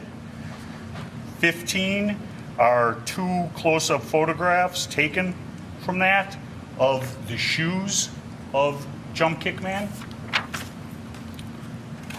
16 is a photograph of 11:40 p.m. when Kyle Rittenhouse is going out with Mr. Balch, and he's confronted by Yellow Pants Man and 3 other armed individuals that evening. And those photographs are blown up in 17, showing one individual with a noose, the other individual with rocks in each hand, and the other one a picture of the individual in the blue shirt armed. 18 is a video where Mr. Rittenhouse tried to return to the 59th Street car source and was stopped by law enforcement and the Bearcats. Number 19 is a still photograph taken from Mr. Rittenhouse at Ultimate as he's leaving with the fire extinguisher, his medical pack, and his gun heading towards car source 3.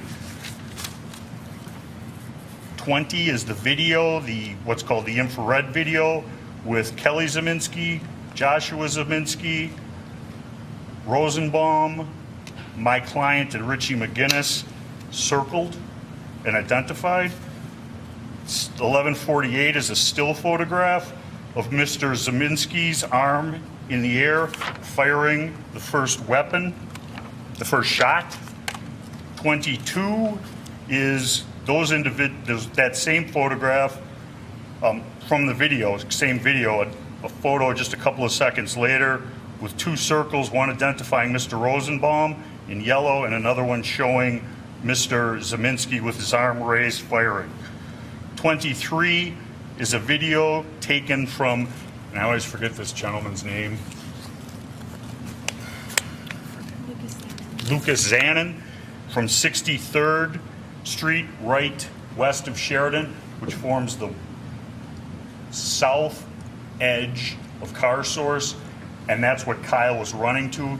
There's approximately 100 people there bashing all the car windows, in there with pipes, bats, things like that, jumping on the cars. And you hear the first shot, which is Zeminski's, and people kind of stop a little bit. And then you see Kyle, you hear the next shot, and all of those people start taking off from car source. 24 is the video where Kyle begins leaving car source 3 after the shooting.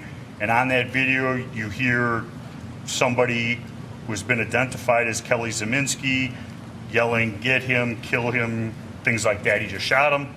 25 is Gage Groskowitz's video where he runs up to Kyle. It's about 7 seconds. Runs up to him as he's running down Sheridan. At that point, Mr. Groskowitz is unarmed. He asked Kyle what he did. Kyle said, "I'm going to turn myself into the police. I had to." Photograph 26 is for BG on the screen. Photograph of an unidentified individual in a white sleeveless, or what's kind of referred to as a wife beater shirt, hitting Mr. Rittenhouse in the head, knocking his cap off. And then right after that, you see the next photograph from that video of circled Mr. Huber picking up after a skateboard, which he had used to strike my client in the head. The next photograph is a still photograph of an individual running up to Kyle as he's on the ground. There are several individuals in that photograph. One of those individuals being Jump Kick Man approaching from Kyle's right. And the next photograph is him kicking Kyle in the head. 30 is the picture of the close-up of that and the shoes. 31 is a photograph of Mr. Huber striking Kyle Rittenhouse in the head with his skateboard, held by the trucks in his right hand. Held what? The trucks of the skateboard. You know, do I look like I skateboard? They're called trucks. Okay, the wheels. To me, they're wheels. Fine. The wheels with his right hand while he's grabbing Kyle's gun, his bare hand, touching Kyle's gun with his left hand. The next photograph is depicting Jump Kick Man getting up from the ground, Mr. Huber with his hand once again on the gun going forward and still having his skateboard. 33 is a close-up of that photo. 34 is, you can see the strap on Mr. Rittenhouse's gun being pulled taut. Mr. Groskowitz running into the frame from the right of the frame. Next is Gage Groskowitz standing in front of Kyle Rittenhouse with his hands up. Kyle does not shoot. Next, Gage Groskowitz lunges forward with his right hand pointing directly, and that is when the shot is fired. And then there's a picture of Kyle Rittenhouse on the ground, individuals approaching him, one with a pipe, one with his hands up. He backs them off, does not fire. 11:51, him video trying to turn himself into the Kenosha Police Department and turned away. And the final is a photograph from the Antioch Police Department surveillance cam at 1:20 a.m. of Mr. Rittenhouse and his mother turning himself into the Antioch Police Department. You know, I guess we don't need any witnesses. Well, we've got the whole trial there. I thought the opening statement was supposed to be a summary of the evidence, not the evidence itself. This is, I think we're up to 41 videos and photos that are going to be seemingly introduced through the testimony of Attorney Mark Richards. This is a highly unusual procedure, Judge. Both sides will have the opportunity to call witnesses to talk about these things. We will have an opportunity in closing arguments to characterize these things. But to give the jury what the defense considers, and I'm not conceding that these things are all the evidence or even that a lot of these things are relevant, but for the opening statement to essentially be the entire defense case and all the evidence, showing it to them is highly unusual. I took the approach in my opening statement, and I guess I was not pushing the envelope as far as I should have, but it's always been my approach that I will describe what I believe the evidence is going to be, but I'm not the witness. I'm not giving them the evidence. That's what the testimony's for.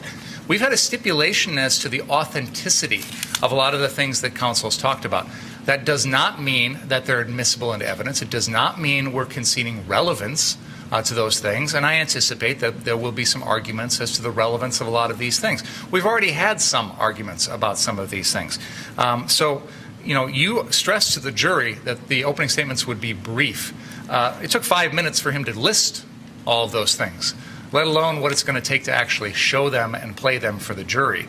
So I think as a general policy, Your Honor, and I understand it's not necessarily the law, but witnesses should be presenting evidence, not the attorneys in their opening statement. So I object to this procedure. I think it's overly long. It's duplicative of what the evidence is going to be. There'll be an opportunity through witnesses to present all of that. I think counsel should be describing what he thinks the evidence is going to show. That's appropriate. But showing them all the evidence this way, why do we even need witnesses at this point? I'll get up and I'll play all the videos I want to play. They'll play all the videos they want to play, and then we'll just be done without any testimony. That's not the way this trial should work. So I don't think this is a proper procedure, Your Honor, and I do object to it. Okay. Well, first of all, are you going to be able to authenticate each and every one of these? All of these come from exhibits that have been agreed or stipulated to the authenticity. And they're all going to be relevant? They all are relevant. They've all been. It sounded like what I've already heard about, by and large. The standard is not what you did or what you can do or could do. The standard is what the law allows, and I can remember studying this 50 years ago, that this was an acceptable way, with judicial permission, to make an opening statement. We see it more in civil cases than in criminal. It's not customary in criminal cases, but I've seen it done by your office. And I have to say that you're right. This is a record number in terms of the numbers. But on the other hand, there's a large number of crimes being charged and separate acts that are being asserted with respect to both the acts that the state alleges were unlawful and the defendant's claim of self-defense. So given that they do appear all to be relevant and they've been agreed as authentic, then I don't see any reason that I should interfere with his right to make an opening statement. Mr. Binger makes a good point in reinforcing my comment that this is supposed to be brief and informative. So keep it. I don't think I'll be any longer than him, Your Honor. Bless you. All right. Anything else? Yes, Your Honor. One of the motions in limine I filed, which was not objected to by the defense, is that there be no reference to any pending or prior criminal cases or convictions with regard to Joseph Rosenbaum. The parties are aware, the jury is not, that there was at the time of his death a pending criminal case between Joseph Rosenbaum and his girlfriend, Carrie Ann Swart, and there was a bond condition that prohibited Mr. Rosenbaum from having contact with her. The purpose of my motion in limine, which, as I said earlier, was not objected to by the defense, was we're not going to talk about that. Now, I made a reference in my opening statement to the fact that Mr. Rosenbaum saw Ms. Swart that night and was not allowed to stay with her, was not able to stay with her that night, so he left her residence. And I purposely worded it that way, Your Honor, because there are many reasons why someone may not be able to stay at someone's residence.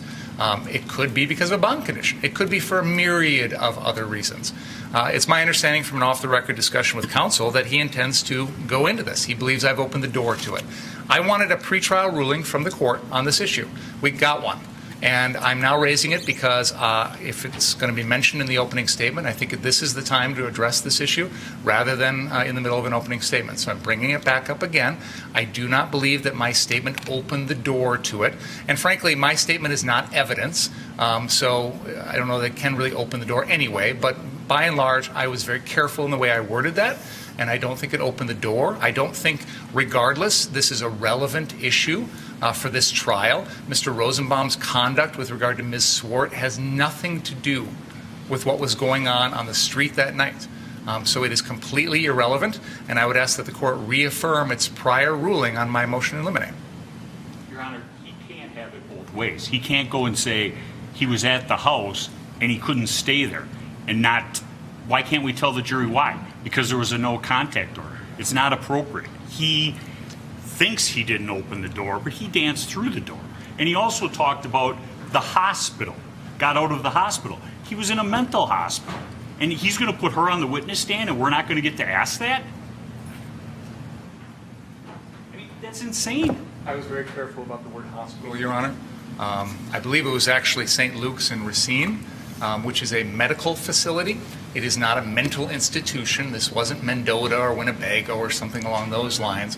And frankly, I'm not even 100% certain why he chose to check himself in. But again, whether or not Mr. Rosenbaum needed a new kidney or needed medications for mental illness or was going in to have his blood pressure checked has nothing to do with the events of this night. And frankly, it's just a backdoor way of attacking his character and suggesting to this jury that somehow because there's going to be an allegation from the defense that he had some sort of mental illness that had something to do with his behavior that night. I'd love to hear an expert on that, I guess, if they want to try and present that, and we can go down that line and we can talk about whether mental illness contributed to his behavior. What was his diagnosis? What medications were he on? We could open that door and go all the way through it, but that's a mini trial on an irrelevant issue.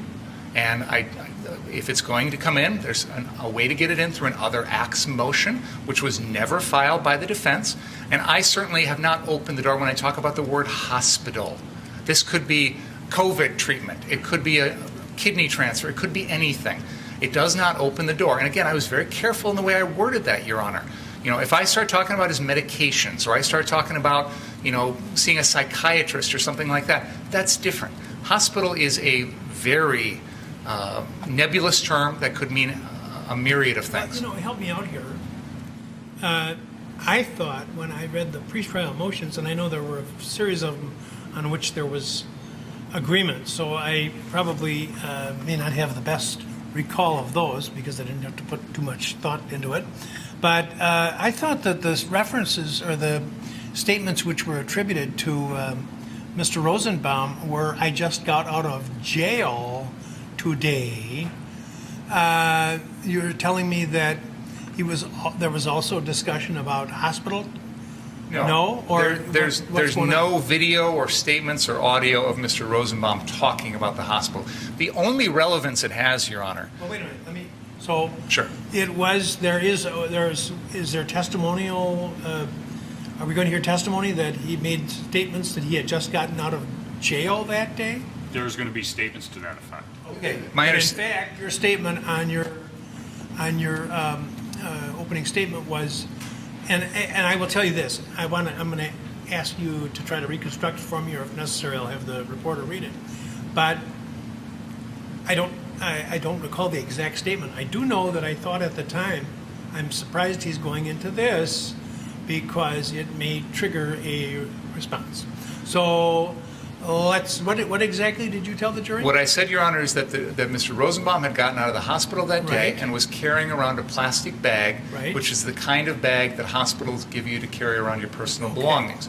The only relevance that has to this case Well, I is don't know. that's the bag. I just wanted to get Sure. the statement. Yeah, and I Now, was doing that because okay. the bag comes in, and Okay. that's the only I understand. relevance. Okay, now, and you also made a statement about his being with the person by whom he was allegedly bound not to have contact. That's true. And do we know the exact scope of that order? I believe it was a straight, typical, Don't no tell me contract. typical. No. We can look it up, Your Honor. Yeah. Well, what did you say about it? What did you say about it? What I said is that he had seen her after he got out of the hospital, Right. that he couldn't stay with her, and so then he left and essentially came downtown. And Ms. Swart will testify, Why and did she you will say talk. that he couldn't stay with her? I'm sorry? Why did you say that he couldn't stay with her? I said that because it explains why he left and came downtown. He's got a hospital bag, Your Honor. It's a little unusual, I think, for someone to be released from a hospital, have a bag of their personal belongings, go to their girlfriend's place, and then continue to walk around with it. That's a little unusual. We know what was really going on. And by the way, how do we know that he had been there and had left? Is she going to testify? Yes. Okay. Yeah. And so she's going to talk about seeing him. She's going to talk about that bag, and she's going to say she saw what was in that bag. And this comes into play, Your Honor, because this is the bag that was thrown at the defendant. There's been some allegations out there that this is a molotov cocktail, or it's got chemicals in it, or it's got something that could cause the defendant harm. It had toothpaste, Okay. mouthwash, a water bottle in it. That's the narrow relevance of this bag. Well, That's why the I'm not hospital. concerned. The relevance is not something I want to talk about now. I want to talk about what you said and Sure. why he thinks it is worthy of response. He's misrepresenting the facts of the case to the jury by saying hospital when it was a mental hospital. Mr. Binger knows full well Why isn't that a hospital? he had gotten out for a suicide attempt. So? And It's a hospital. And let the jury know what type of hospital it was. Why he was acting the way he was. He was not acting appropriately. That's part of the defense. And then he goes and says, can't stay there. Why can't he stay there? Because there's a court order that says he can't. He wasn't supposed to go there in the first part. And if he was on trial for violating his bond, then we'd have that trial. But he hasn't been tried or convicted of that because he's deceased. But, Your Honor, and by the way, we have the bond condition here. It's no contact, including the residence, electronic or third party, with Carrie Ann Swart and the Park Ridge Inn, which she stays there, and they had been staying there together until that criminal case started. So, if we want to charge Mr. Rosenbaum with violating his bond, what good would it do? He's deceased. But yes, that is true. But again, it doesn't make him a criminal on this evening. It doesn't make his behavior help explain any of that stuff. I don't think, as far as your opening statement, you need to respond to his statement about the hospital. I'll have to separately decide at a later point as to whether he had been hospitalized and for what. I don't know if that's admissible or not.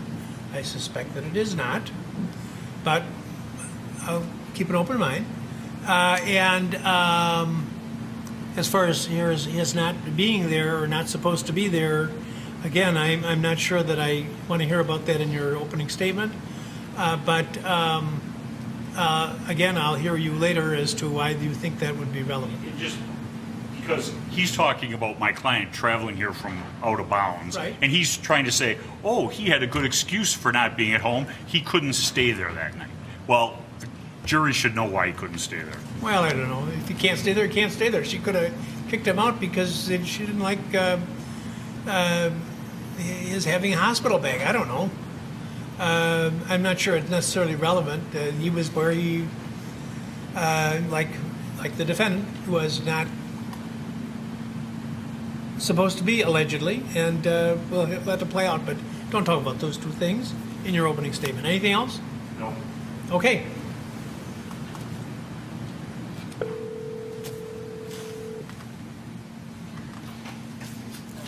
Hello? Would you come down, please? Yes. Okay.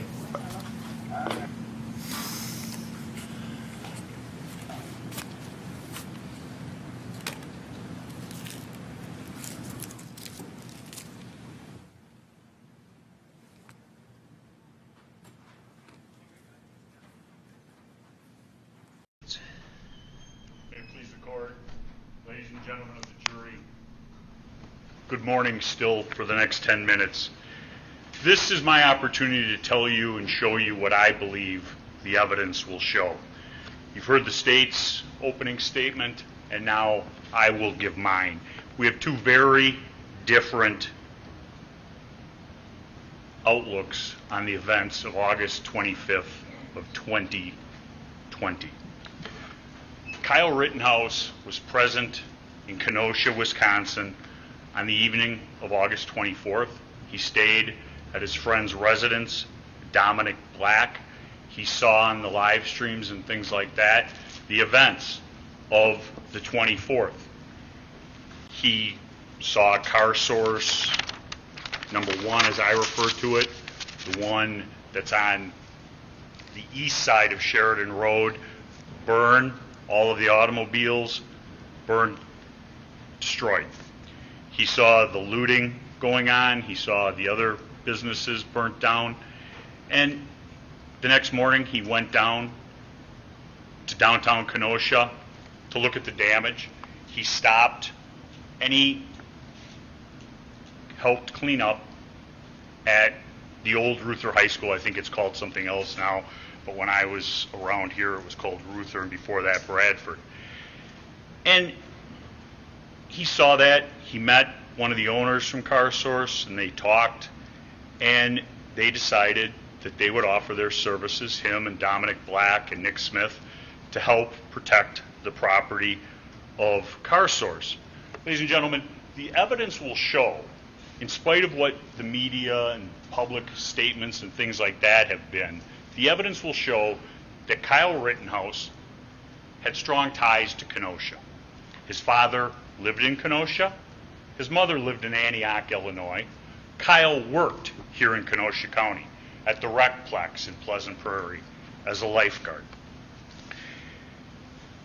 He went downtown to clean up the graffiti. Him and Nick left there, and they decided to come back that evening and help CarSource Lot 2, which is at 59th and Sheridan, and initially CarSource 3 at 60th and Sheridan. And when they were doing that, they met other individuals who had come to town at the urging of websites and things like that, and then just a general, I would say, distaste for the destruction. And those guys from the West Bend area, Ryan Balch, Lukowski, Joanne Fiedler, agreed that they would all help protect the Car Source lots. And initially, they went to the lot at 59th early in the evening.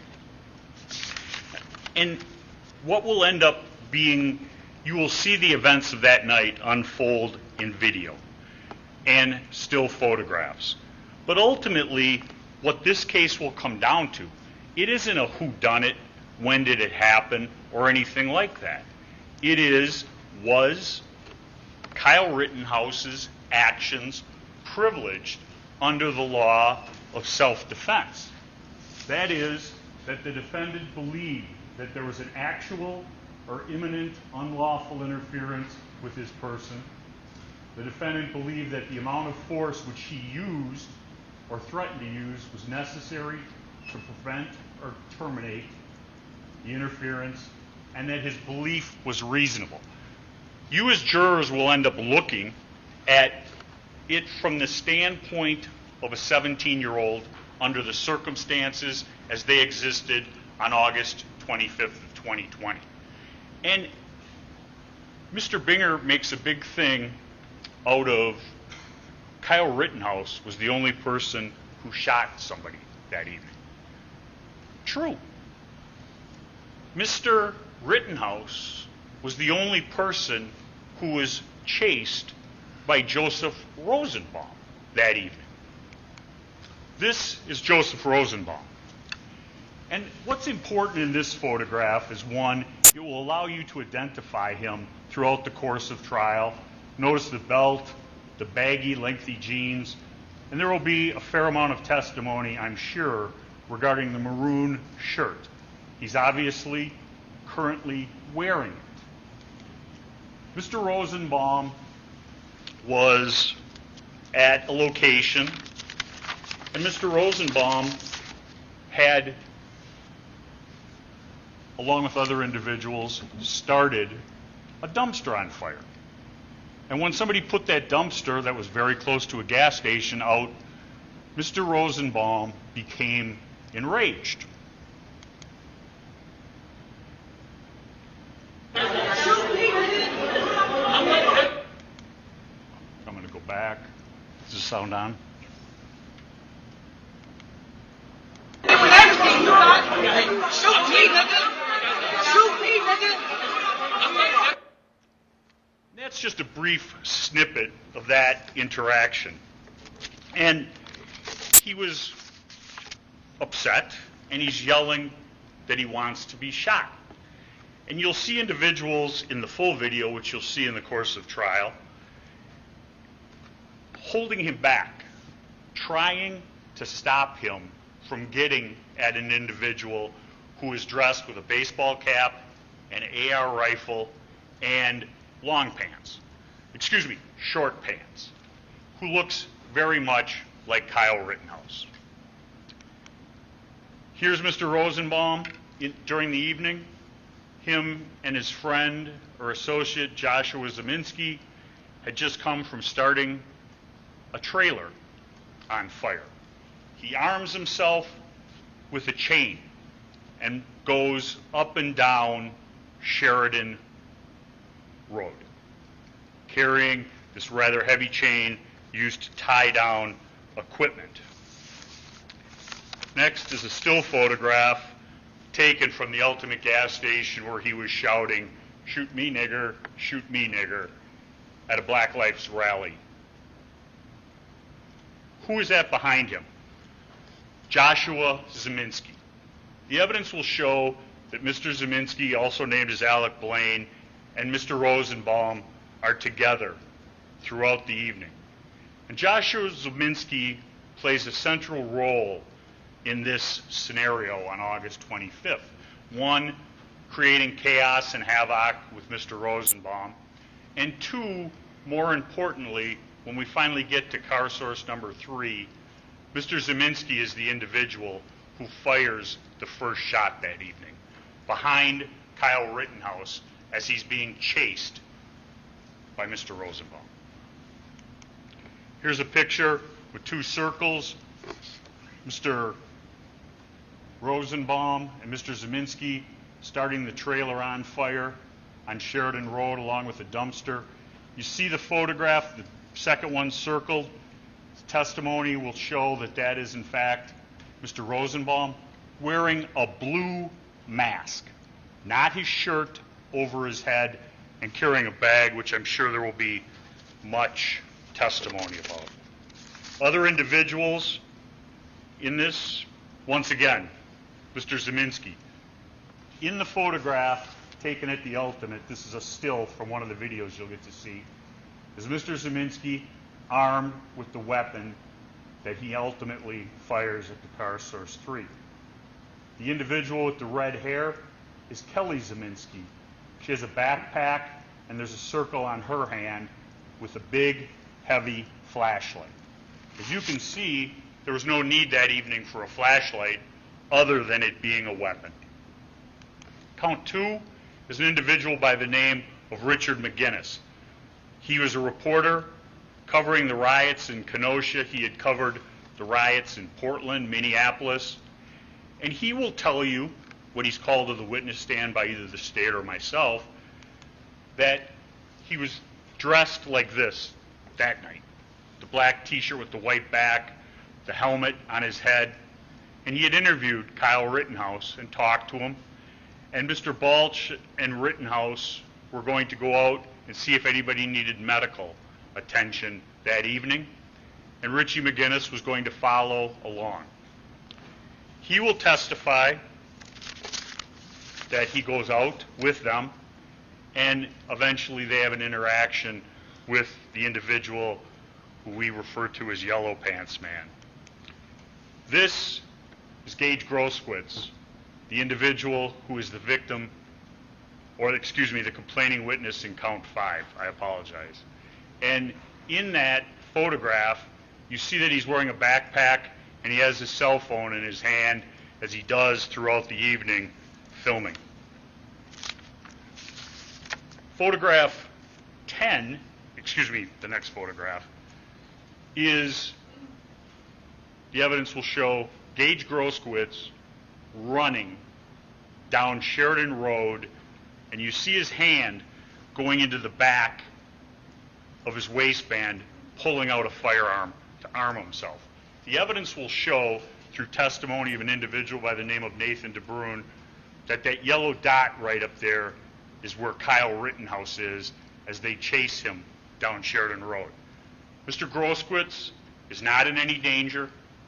Kyle Rittenhouse has already told him that he's going to turn himself into the police, yet he arms and continues with the mob to attack.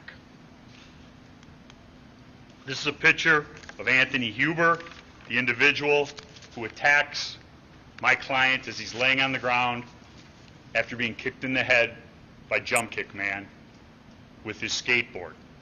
He hit him with the skateboard as he was running down Sheridan Road, and then as he's laying prone on the ground, he comes in for another hit on his head, and then grabs Kyle Rittenhouse's firearm to try and take it away from him.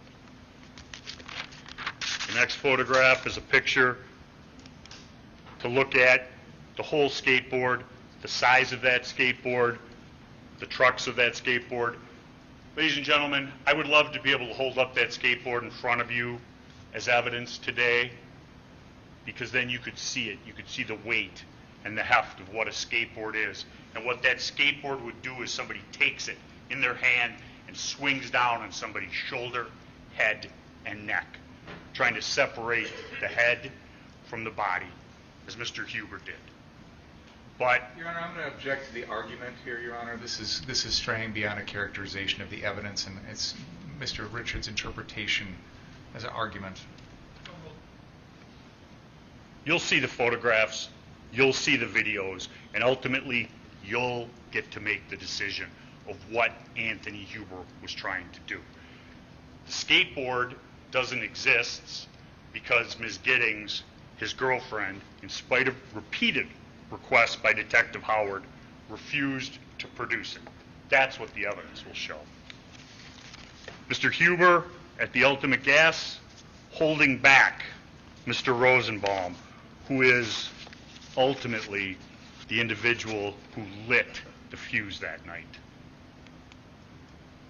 Man I refer to as jump kick man or the non-complaining witness. Kyle is laying on the ground after being knocked to the ground by an individual hitting him in the head with a rock, Anthony Huber hitting him with the skateboard, and jump kick man comes in, kicks him square in the face with his black boot. Close-ups of that. And as he's kicking him in the face, Kyle fires 2 shots at that individual. He's not hit. He gets up and he runs away into the night, never to be seen again, never coming forward to identify himself as a victim, complaining witness or otherwise to law enforcement. We looked for him, the evidence will show. The state looked for him, the evidence will show. Those are the big players in this case. But ultimately, what you'll end up having to decide, looking at all the circumstances of that evening, are the events that occurred over really a brief 15-minute period, but more importantly, 3 minutes. The police spread or push people south to approximately 60th. That's something we can agree. There's no line set up to stop Kyle or anybody else going in a southerly direction down Sheridan Road. There's no statement that if you go in that direction, you can't come back if you have business in that direction. Kyle, an individual by the name of Ryan Balch, followed by Richard McGinnis, go down there, Sheridan Road. And at 11:40, they have a conversation yelling medic. And you'll see the videotape of this event. Kyle's got his medical bag, his gun, and he comes upon these 3 individuals.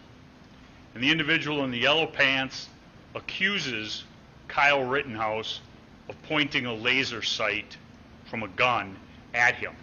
Kyle shrugs it off, does not want confrontation with these individuals, does not point his firearm at them, and he leaves.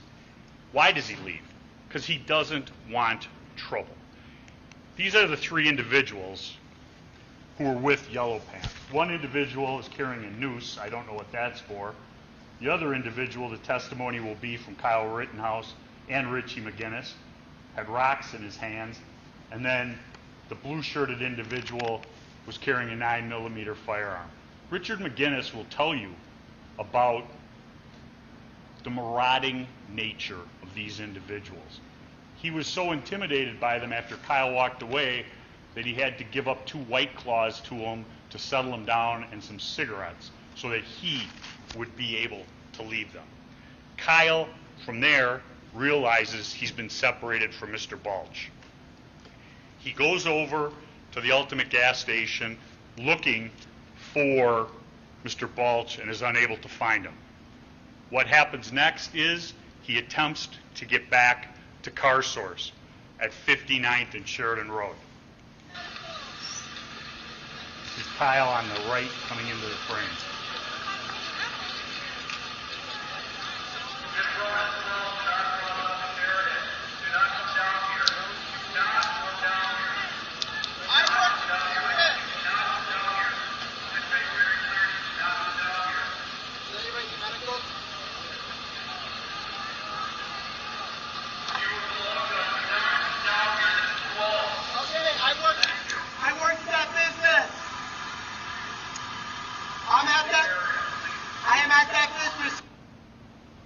They don't let him pass.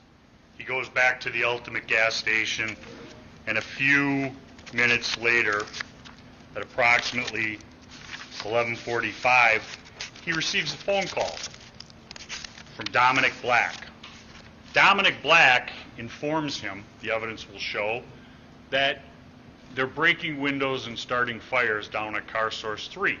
Go and stop them. He asks an individual for a fire extinguisher and asks the individual to go down to Car Source 3 with him. The individual gives him the fire extinguisher but does not go with him. And Kyle heads down to Car Source 3. He doesn't know that Mr. Rosenbaum is down there. He's been asked to go down there by Nick Smith. He heads down Sheridan from 60th, walking to Sheridan and 63rd where the Car Source is. That's a picture of him from a video leaving the Car Source at 11:46 p.m. approximately. He has his firearm, and he has, as you can see in his other hand, a fire extinguisher to put out the fires that are being started down there.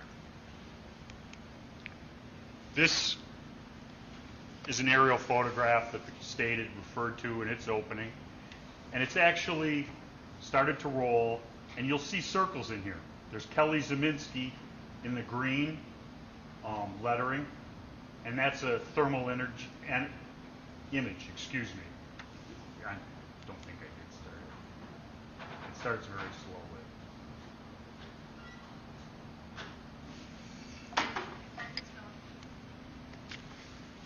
You could see, people are labeled Richie McGinnis, and they head down.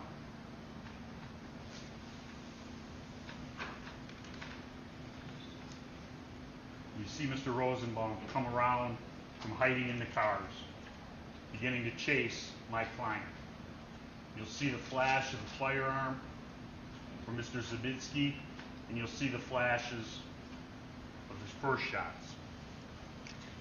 I'm not responsible for cutting this video. I don't know how it got the way it did chopped up.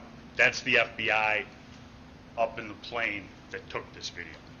But it's very telling because you'll see this 100 times. I'm not going to go through it again for you in opening, but you'll see it that the individuals are heading down Sheridan Road, and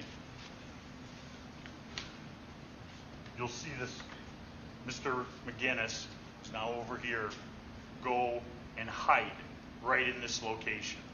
You'll see Kyle come into this area and pause where Mr. and Mrs. Zeminski are, and you'll see in this car is a fire that started. You'll see how it's bright. And they go, Kyle runs in this direction, trying to get away from Mr. Rosenbaum. Ladies and gentlemen, Kyle Rittenhouse is under no obligation whatsoever to retreat from Mr. Rosenbaum. He does. He runs away from him because he doesn't want a confrontation.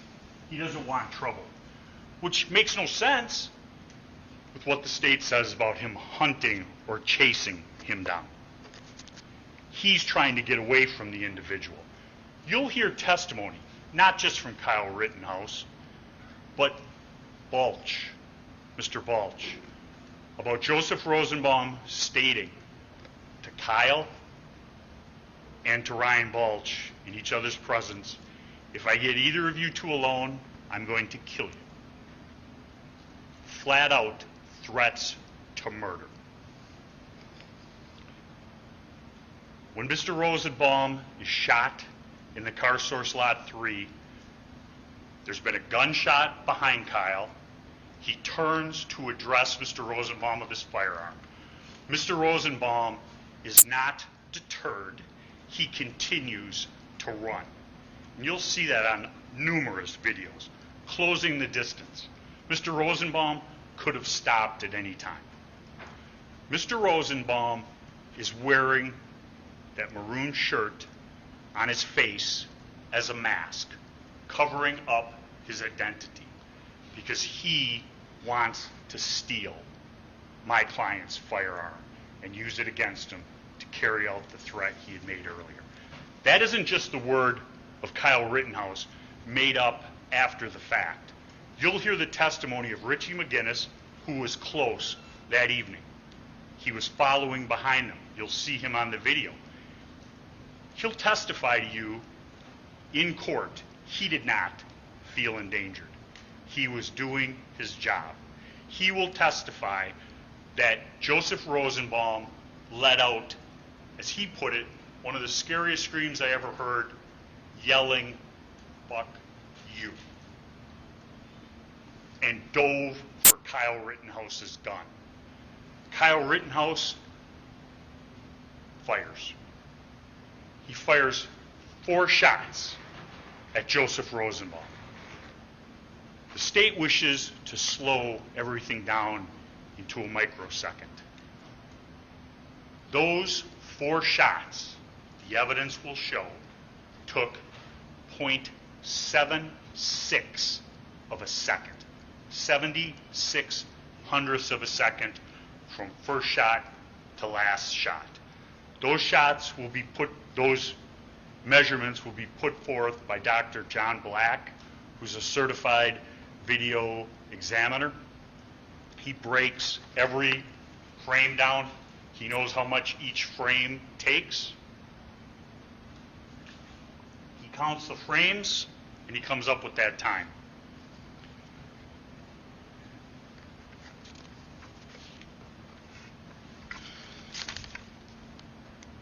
Next photograph, 1148. That's car source 3. You see an individual right here with his hand in the air. The evidence will show that's Mr. Zeminski. This is Mr. Rosenbaum in full stride running after Kyle Rittenhouse. This is a still from a video. And you'll see a lot of videos leading up to this.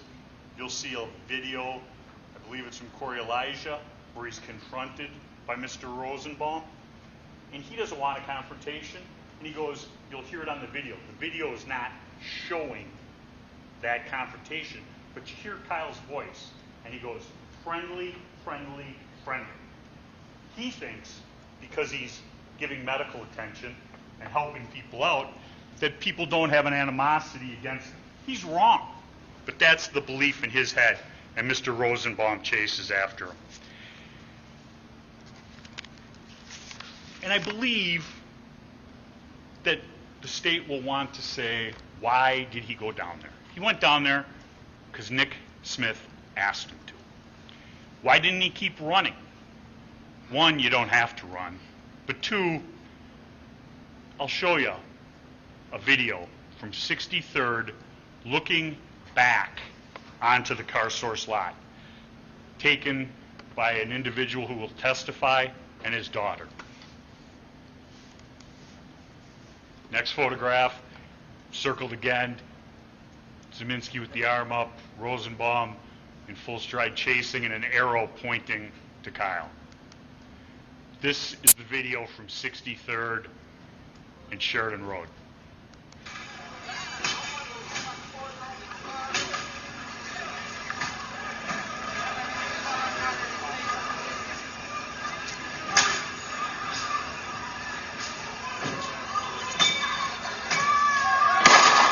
Oh shit. They shooting. Oh shit. Oh my god. I am. You'll see that whole video during the trial. The individuals were at Car Source, the rioters, destroying all of those vehicles. And as Kyle was running from Mr. Rosenbaum, he did not want to run into those rioters who were destroying all of that property that did not belong to them. You hear the first gunshot, the evidence will show Mr. Zeminski. You hear 4 shots in quick succession, the evidence will show that is Kyle firing at Mr. Rosenbaum as he's trying to take Kyle's weapon from him to use against him. You hear 3 more shots in quick succession. I don't think the government will have any dispute. I don't think the evidence will dispute. Those 3 shots are from another person who's in the Car Source lot firing for some reason. He was never identified, never arrested. This will show Kyle running back to the scene of the shooting. And it will show, I think the evidence will show, why Kyle Rittenhouse didn't stay and render aid for Mr. Rosenbaum. Not that he's under any obligation to do that, but sometimes discretion is the better part of valor. He fucking shot him! Get him there! He fucking shot him! He fucking shot him! He fucking shot him! Take screenshots. That dude shot him. That nigga just shot that dude! Cranium that boy! He just shot him, man! The individuals who are yelling, "He just shot him, shoot him," and you can see one of them with a gun, Mr. and Mrs. Zeminski. He begins running down Sheridan Road. He's not taking his gun. He's not threatening anyone as he's running down Sheridan Road. He's running in a southerly, I always get my directions confused, a northerly direction from 63rd towards 60th. What is at 60th? The evidence will show that is where law enforcement is, and that's where somebody would run to be protected from a mob that wants to kill him. The evidence will show this next video taken from Gage Groskowitz. He runs up to Kyle. At this point, he is unarmed. Kyle does not point a firearm at him, does not do anything to dissuade him from approaching him. You'll hear on the video the exchange, and you'll see it. Hey, what are you doing? You shot somebody? Who shot? Who shot? Hey, stop him! You see him running with the gun at the ground away from Mr. Groskowitz. Mr. Groskowitz came up on Kyle, got very close. Did Kyle point a firearm at him? Did Kyle shoot at him? No. All he wanted to do was get to the police. But the mob is closing in, of which Mr. Groskowitz is a member. The first individual runs up behind Kyle and hits him in the head with his hand, or a hand with a rock in it. This yellow circle shows Kyle being knocked a bit askew, but more importantly, his hat being knocked off. He's run all this distance, his hat stayed on his head. The government doesn't want anyone to think that he's being attacked or hit. This still photograph shows that his hat is being knocked off. That's the first blow to Mr. Rittenhouse. He continues to run. The testimony will show that these individuals are running up on him. What's important in this photograph, the evidence will show, is on the left, the testimony will be that Mr. Huber is picking up his skateboard. Why is his skateboard on the ground? Because he has taken his skateboard and swung it at Kyle Rittenhouse's head for the first time, hitting him in the head. And you can see in the blue circle, Kyle Rittenhouse beginning to fall down. The two red marks are one, the individual who struck him first, and Jump Kick Man closing in. Kyle goes to the ground. This is a still photo from a video you'll see. What's important here, the evidence will show, is an individual. Kyle's on the ground within 2 feet. Kyle points the firearm at him, does not fire. The individual backs up. He's no longer a threat. Kyle does not discharge his firearm. The next picture. The unidentified complaining witness, Jump Kick Man, kicking Kyle in the face. Behind Jump Kick Man is Huber. Now he's picked up his skateboard. This is a photograph from a different angle, a different individual. And you see him running in Kyle's direction. There's the boot right before contact. Those are the boots that struck Kyle Rittenhouse in the face. Here is the photograph, Mr. Huber's bare hand on the skateboard, holding the trucks, bringing it into contact with the back of Kyle Rittenhouse's head. Jump kick man still has not even gotten completely on the ground. And where is Mr. Huber's hand? And it's important here, ladies and gentlemen, it's a bare hand grabbing his gun. The state will produce evidence, I believe, that there's no DNA on the gun.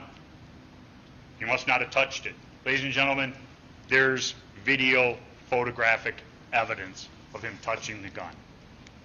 Next, the bare hand pulling the gun towards him, jump kick man getting up to run away. You can see a close-up, the bare hand on the gun. Kyle Rittenhouse flat on his back in the most vulnerable position one can be in. There, the strap is pulled tight. Mr. Huber's trying to pull the gun away from Kyle Rittenhouse as he's laying flat on his back. Kyle's afraid he's going to be disarmed and shot with his own weapon, the evidence will show. He fires one shot, striking Mr. Huber. In this photograph, just entering from the right, the evidence will show is Gage Grosskreutz. One hand, a phone, one hand, a firearm. Here's Gage Grosskreutz with his hands up. Kyle Rittenhouse does not fire. Look at the distance between them. Huber's skateboard has not even hit the ground yet. That's how fast all these things occur. Mr. Grosskreutz does not stay in that position or back up. He moves in on Kyle, getting closer, pointing the gun almost directly at his head. As the state said, he's like this, but look at where the gun is going. The gun is in the circle. It hasn't got directly to pointing at Kyle's head, but it's going there. Kyle fires once, hitting him. Another individual approaches after Gage Grosskreutz has been shot, puts his hands up. Kyle Rittenhouse does nothing. In that events, in event number 2, the whole event from first shot with Mr. Grosskreutz, jump kick man coming in and getting the 2 shots, to the time Gage Grosskreutz is shot in the arm is about 5 seconds. You'll have exact times of those shots, how fast it occurs. And after the shooting that evening, Mr. Grosskreutz was interviewed. He told law enforcement his story of that evening. The one interesting detail he forgot to mention was that he was armed when he got shot. He told the police that he had lost his gun as he was running down Sheridan Avenue. He didn't know that there were people out there like him videotaping and photographing everything. He had a gun in his hand, and that's why he shot. His statement says that the reason he went into the fray was because he had to stop Anthony Huber from beating Kyle with the skateboard. At 11:51, Kyle has gotten up. There are individuals around who are in that area who've come at him. He's pointed his firearm, backed them off, and he continues in a northerly direction down Sheridan Road to 60th.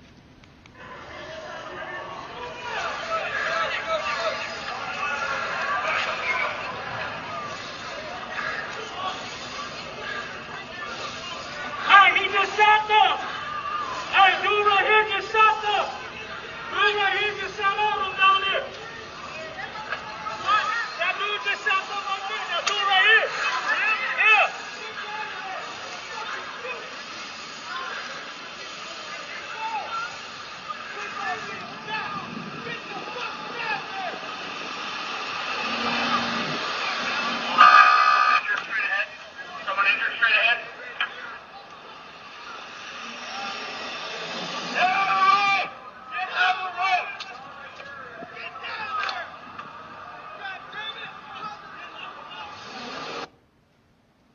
see Kyle with his hands up approach the police car to turn himself in. The evidence will show that the police told him to get away from the car and go home. The police say that they peppered sprayed Kyle. Kyle didn't get hit with the pepper spray. He's not disputing that they might have shot pepper spray at him. That's why he backed up so quickly. He finally makes his way to car source 2 back at 59th, meets up with Dominic Black, the individual who sent him down to car source 3, tells him about what had happened. Dominic Black, I believe, will testify that he saw him. He was white as a ghost, sweating like a pig, and he was explaining what happened, saying he had to do it. It was self-defense. They talk about going home to Antioch. Dominic Black takes him home. They leave about 10 to 12, and at 1:20, Kyle Rittenhouse and his mother are walking into the Antioch Police Department, turning themselves in to the police, which is what he wanted to do here in Kenosha, but the way Kenosha was that night, with the police department surrounded by fence and things like that, he couldn't. He turned himself into law enforcement. He said from that day what he did. He's made no bones about that. He acted in self-defense, ladies and gentlemen. The evidence will show that his actions on August 25th of 2020 were reasonable under the circumstances as they existed that night, being attacked by Mr. Rosenbaum. The evidence will show, and the law is clear, he didn't endanger those other individuals. The government can refer to him all they wish as an active shooter. The only person he had shot was Joseph Rosenbaum, who had made threats to kill, had made numerous statements about ripping people's hearts out. He wasn't afraid to go back to jail. And Nathan DeBroom will testify to some of the actions of Mr. Rosenbaum that night. And he'll testify, and it was one of the more telling statements, I thought, in a statement. If there was trouble that night, Joseph Rosenbaum was there. And that's ultimately who visited himself upon Kyle Rittenhouse. The evidence will show he thought, probably, that he could get that gun from Kyle Rittenhouse. He was wrong. Kyle Rittenhouse protected himself, protected his firearm so it couldn't be taken, used against him or other people from Mr. Rosenbaum who'd made threats to kill. And the other individuals who didn't see that shooting attacked him in the street like an animal. Ladies and gentlemen, that's what the evidence will show. Thank you.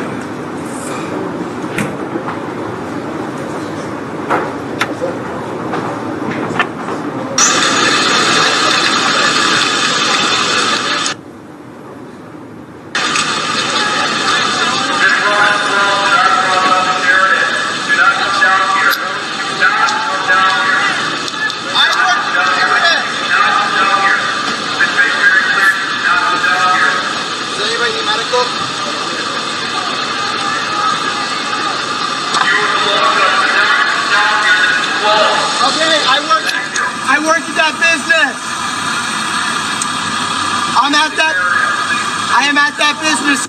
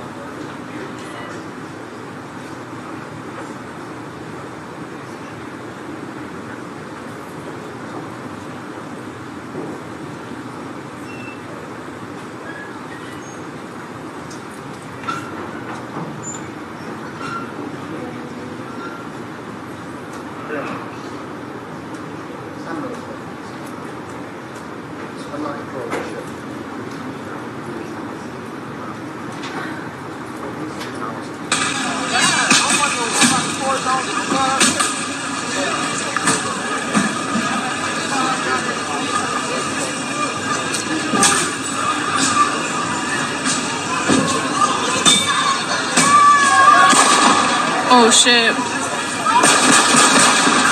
They shooting. Oh shit. Oh my god. I am.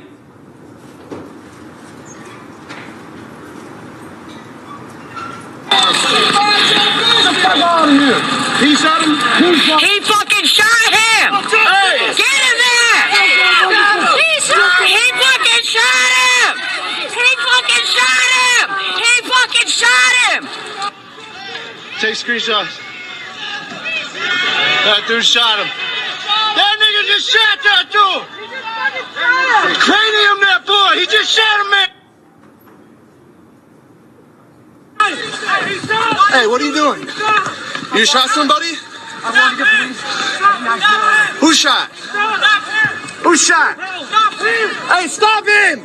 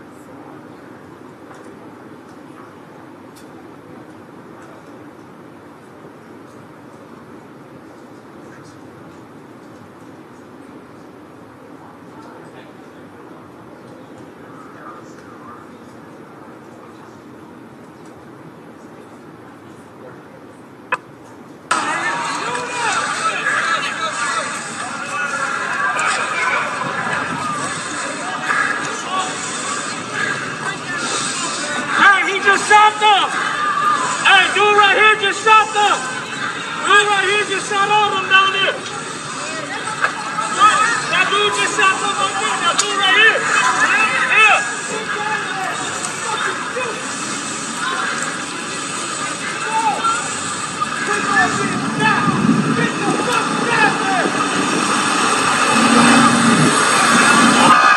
Injured straight ahead.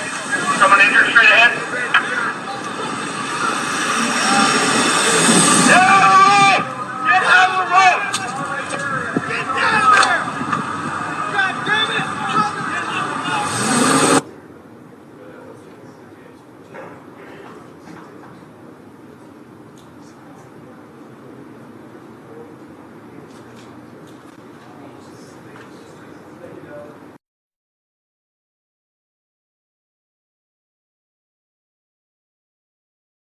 As before, and There's an issue? What's up? Judge, the only issue is that we are intending to call a witness this afternoon who has a criminal record. That would be Corey Washington. I believe he'll be the witness after this next witness, who shall be relatively brief, so I thought we should bring it up now. Mr. Washington does have 3 adult criminal convictions. In 2008, CF 262, it's a 2008 case, criminal damage to property misdemeanor and a disorderly conduct misdemeanor. And then in another 2008 case, CF 1409, he has possession of THC. I had disclosed to the defense that there is a juvenile arrest in 2004. I spoke with Mr. Washington, and he indicated that it's anything ever went to court for. It seems that it was an ordinance, so I do not believe there are any actual juvenile delinquencies. It's the state's position that given that these cases are 13 years old, given the nature of them, that they should not be counted as priors. I believe the defense feels otherwise. Mr. Richards. Judge, I don't know if you have a 10-year rule on that. I I don't know. don't. I'm sorry? No, because it's not been adopted in Wisconsin, which tells me it's not the rule here. And I, actually, my rule is that, I don't have a rule, but my guiding principle is that if there's a lifetime history of lawlessness, I'm more likely to consider more remote convictions. And of course, the nature of the offense enters into it. I will tell you that, did I hear a couple of 2008 misdemeanors not related to truthfulness? And another, was that also in 2008? There's a possession of THC 2008, Yeah, okay. and then a disorderly conduct and criminal damage to property in 2008. Yeah, I don't have a 10-year rule. On the other hand, I don't think I would consider those.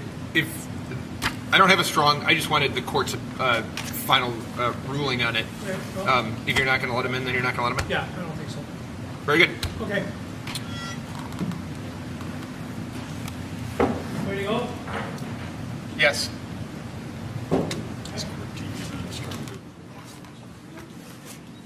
Judge, I'm sorry. Before we begin, the next witness that I am going to be calling is the one I discussed earlier about photos and video. Oh, And I don't believe there's a defense objection on that. I don't want to speak for them, but if we're going to do something different, we need to do it now because this is okay. the time. This has been discussed, and there are valid reasons for it, which I'm not going to take the time to go into right now. But there will be no photographs or motion or video of any kind during the testimony of the next witness. Any question?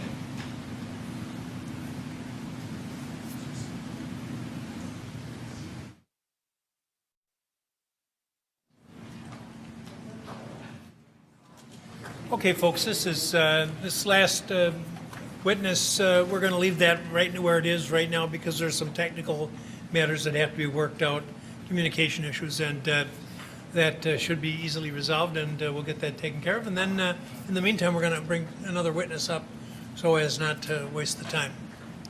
Okay.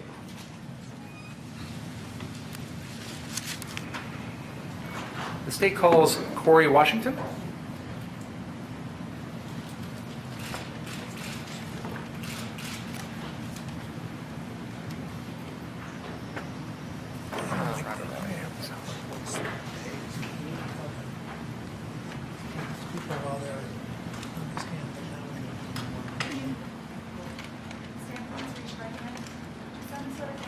To give this matter be the truth, the whole truth, and the truth, so help you God.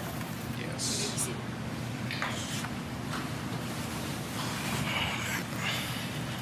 Good afternoon. How's it going? Could you make sure you pull that microphone really close so we can hear you well? Sure. Could you state your name for the record and spell your first and last name?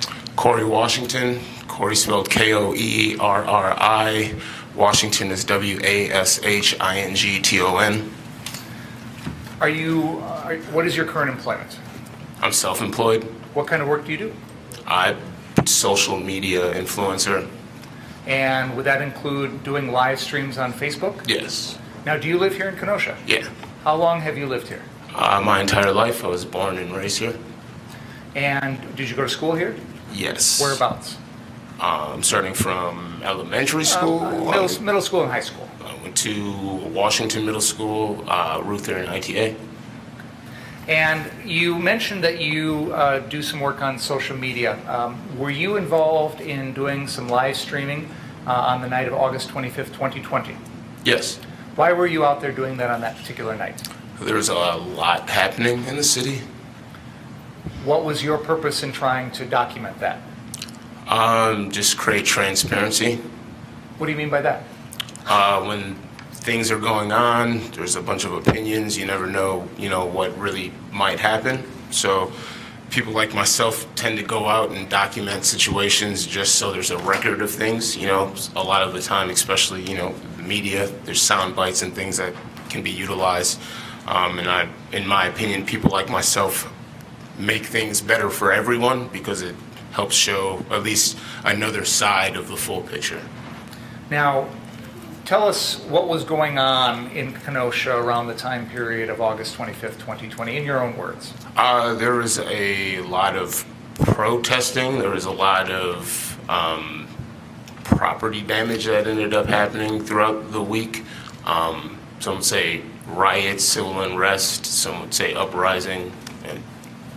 Would it be fair to say that that began after the shooting of Jacob Blake on Sunday night, August 23rd? It definitely began after the shooting of Jacob Blake. When did you personally begin your process of live streaming or documenting what was going on? The night the shooting of Jacob Blake took place? Sunday night? Yes, Sunday night. Tell us about what you did.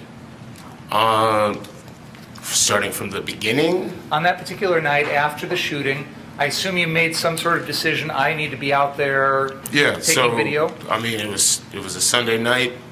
Typically, I try not to work on Sundays. I had just taken a lady friend of mine to dinner. We got back, received a phone call, received a message with a video, saw the video. They said, hey, we're probably going to need you to come document. And I was like, of course. So I just went out, went to the location where the shooting took place, kind of just watched and documented as people kind of gathered onto the scene as things kind of progressed throughout the night. Do you recall approximately how long you spent out there that night? Several hours. All in the area near where the shooting occurred? No. So I mean, the shooting occurred. There was, bedlam took place. The police ended up leaving. A march ensued. I followed the protesters to the courthouse here and the safety center and kind of just followed along wherever everything was kind of taking place. Tell us in your own words what you observed about what was going on with the protests and things like that. I mean, from that point, let's start with that first evening, Sunday night. You said there was a march from the site of the shooting to this area. What did you observe? So, well, when I arrived on the scene, there was a crowd already there. It wasn't too large of a crowd, but over a period of a few hours, the crowd became getting larger and larger and larger. You could start seeing license plates and people from out of town showing up on the scene. Once there was, I'd say, too many people, I guess, for the sheriff's department to handle in that location.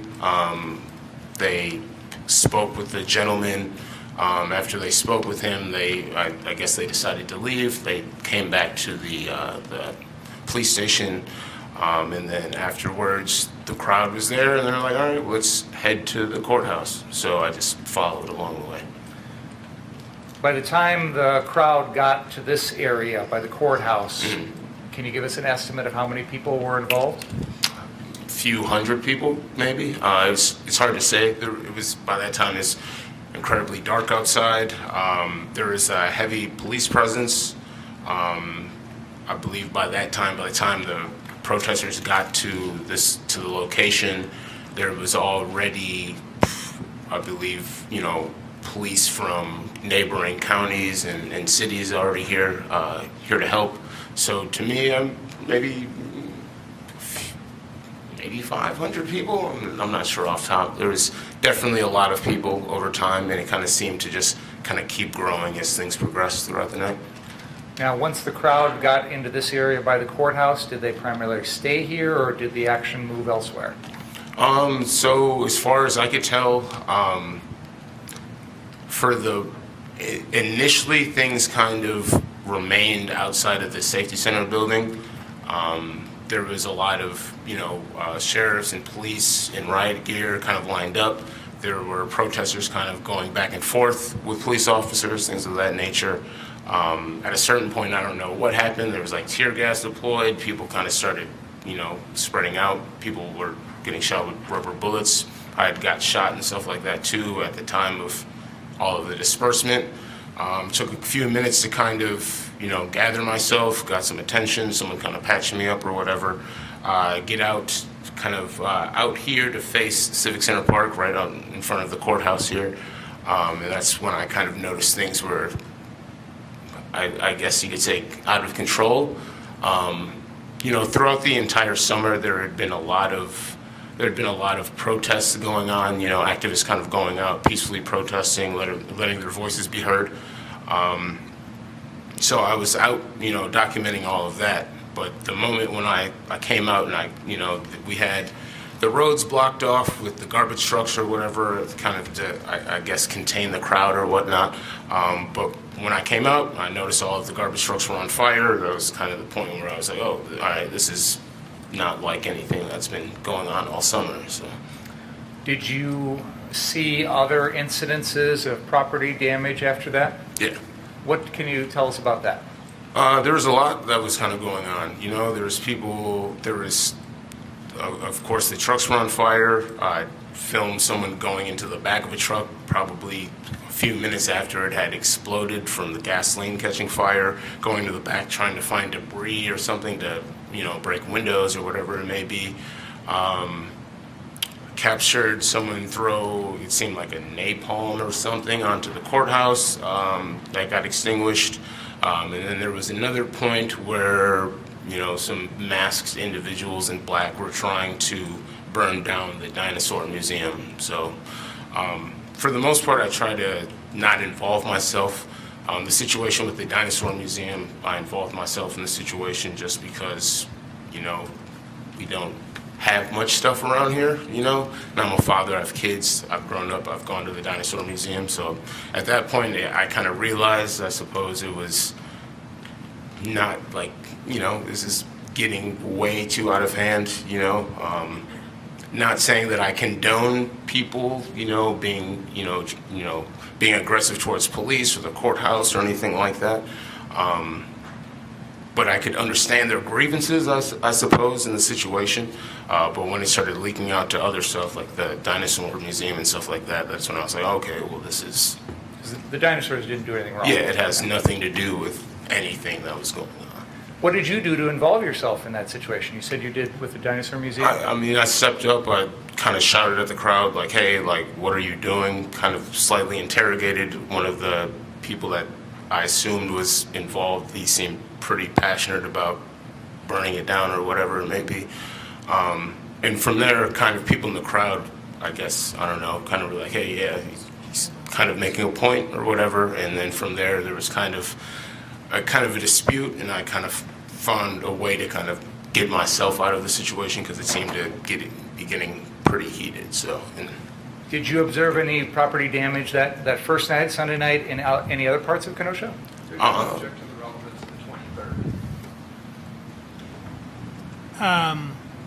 What's your response?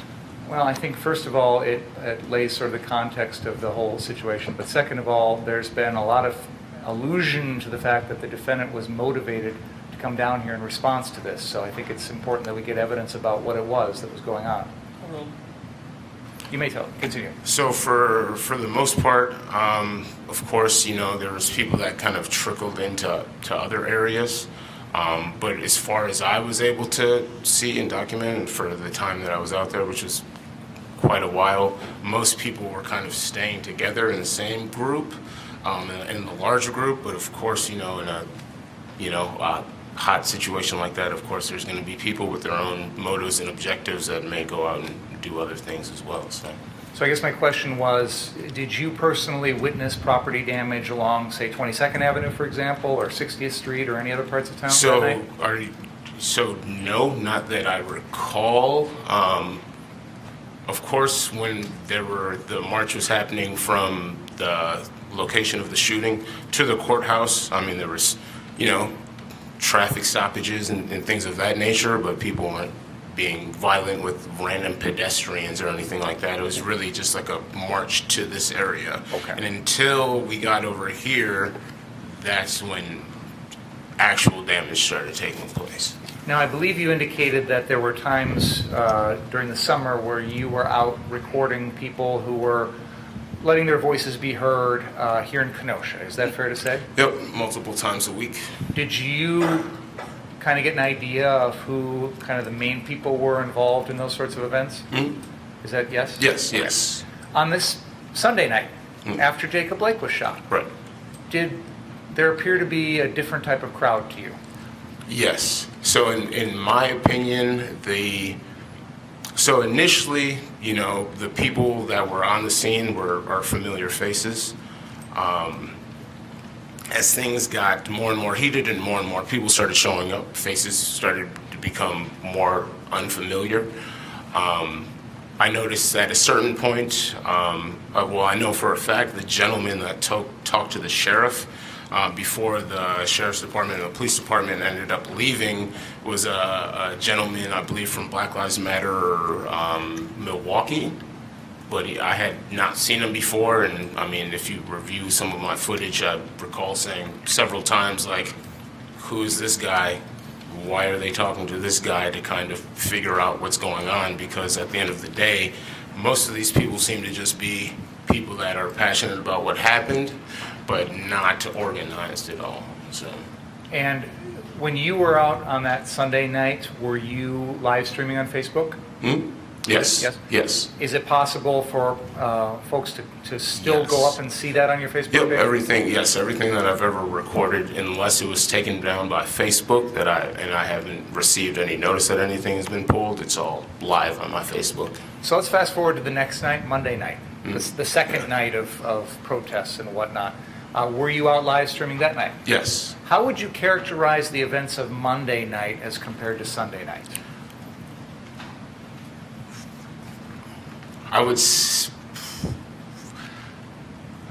So at nighttime, I would say it's worse because there was more people here. It seemed, in my opinion, it just seemed that it was, I guess, the best case scenario for something like this to happen, just with everything that was going on in the nation. There was a giant migration from the West headed to Washington. The situation with George Floyd was hot in Minnesota, and people were kind of close to get here. I'm sure everyone knows there's plenty of people from Minnesota that ended up in Kenosha that night and the following nights. The next night, that Monday night, there was protests and things throughout the day. As far as I recall and remember, during the day, everything was peaceful. There was talks of, hey, like, we can't allow stuff like that went on before to go on again. But as, nightfall comes, there's more mysterious people in the city. You don't really know, everybody. And again, everybody has their own motives, really, in a situation like that. So you definitely could tell that there was plenty of people being, I suppose, opportunistic about the situation.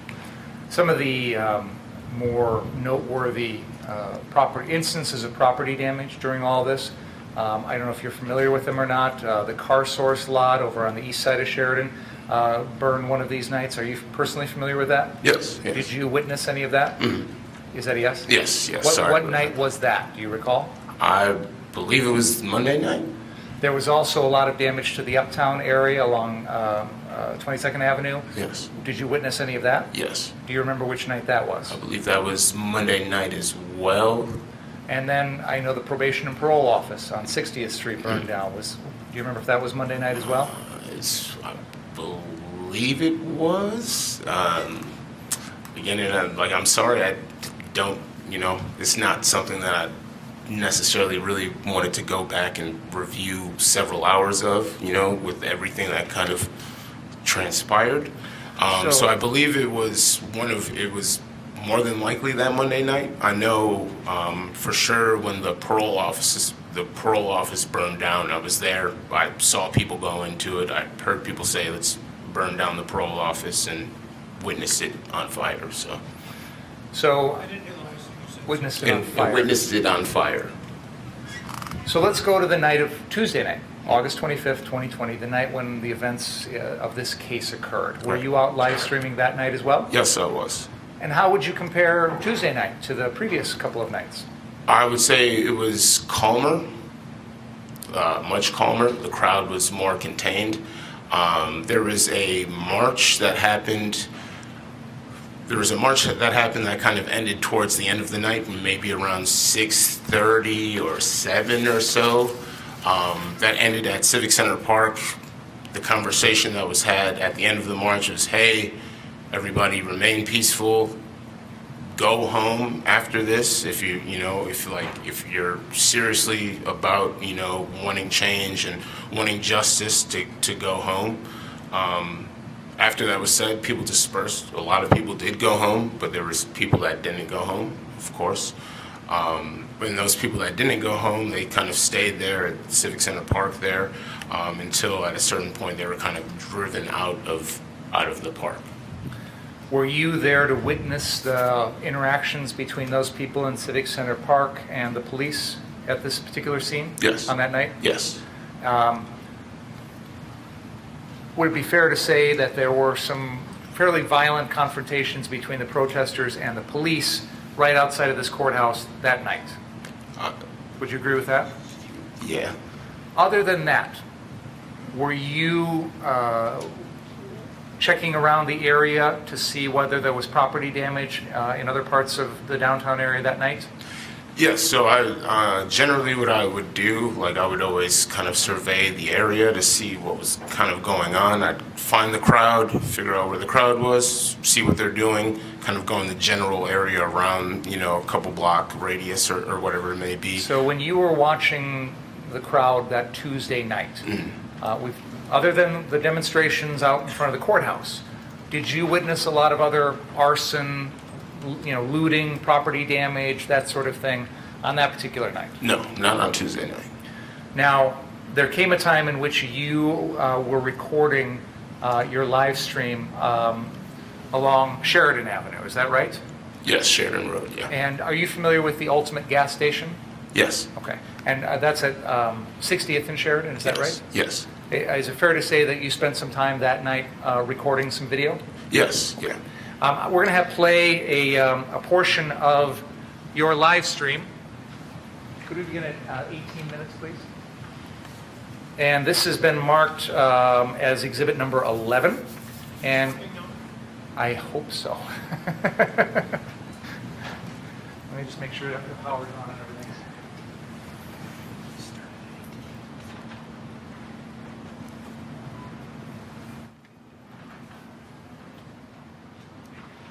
That doesn't work.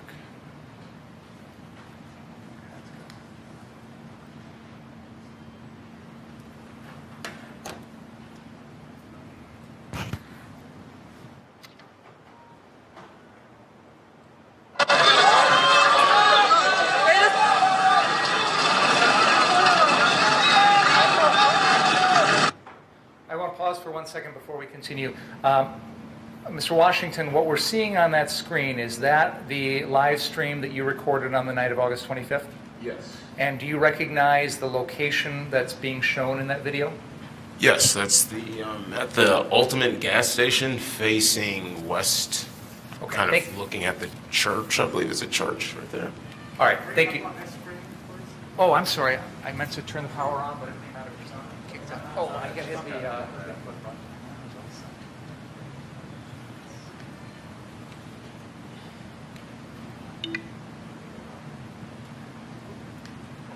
Sorry, thank you.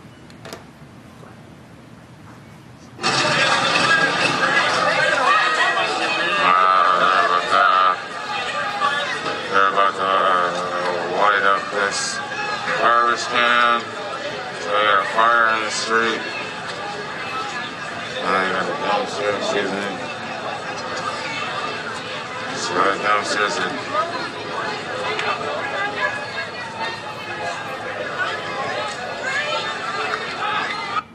I'm going to pause one more second just to help everybody understand what we're looking at here. First of all, we just heard someone's voice. Was that your voice? Yeah. Okay. Muffled because I had a mask on. Sure, I don't know what understand. sound like that. Do you have that easel still? I'm just going to have you show us on this map so everybody's oriented to where we're at. I've got a map here of the city, so I just want to have you point out where we're at so that everybody can kind of put it into context. Okay. Oh, yes, right here. We'll have you use this, okay. this little button here. The pointer will not, okay. All right, Mr. Washington, I've got a map up of the downtown area of Kenosha. Can you please point out where the ultimate gas station is? Okay, and that is at the intersection, the southeast corner of 60th and Sheridan. Is that correct? That's correct. Okay. The video we were just watching, which disappeared for a second, but is back. Hold on. Is that where the Methodist church is?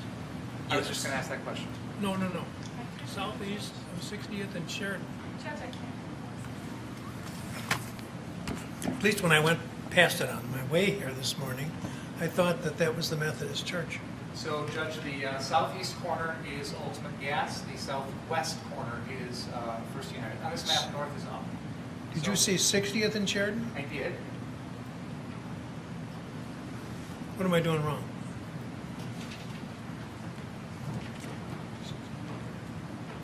I agree, Your Honor, that the ultimate's in the southeast. I don't want to disagree with you, but the ultimate is the southeast corner. Where the Methodists been going to church? That's across the street, Judge. All right, I'm going to accept the correction. So, Mr. Washington, just so we understand, you had described in your video that at one point, and I think at this point as we look, is that video now pointed west? Yes. And on the map there, it indicates that the Methodist Church is across the street to the west of Ultimate Gas. Is that right? Yep, right there. Okay. That's what I said, isn't it? Of course, Your Honor, of course. Please continue. Thank you. Oh, yeah, that dumpster is about to be lit up.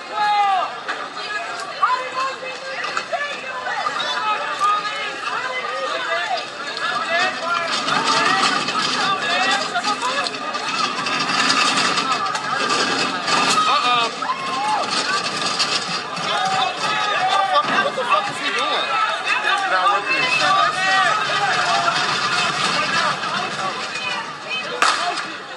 Why you do it?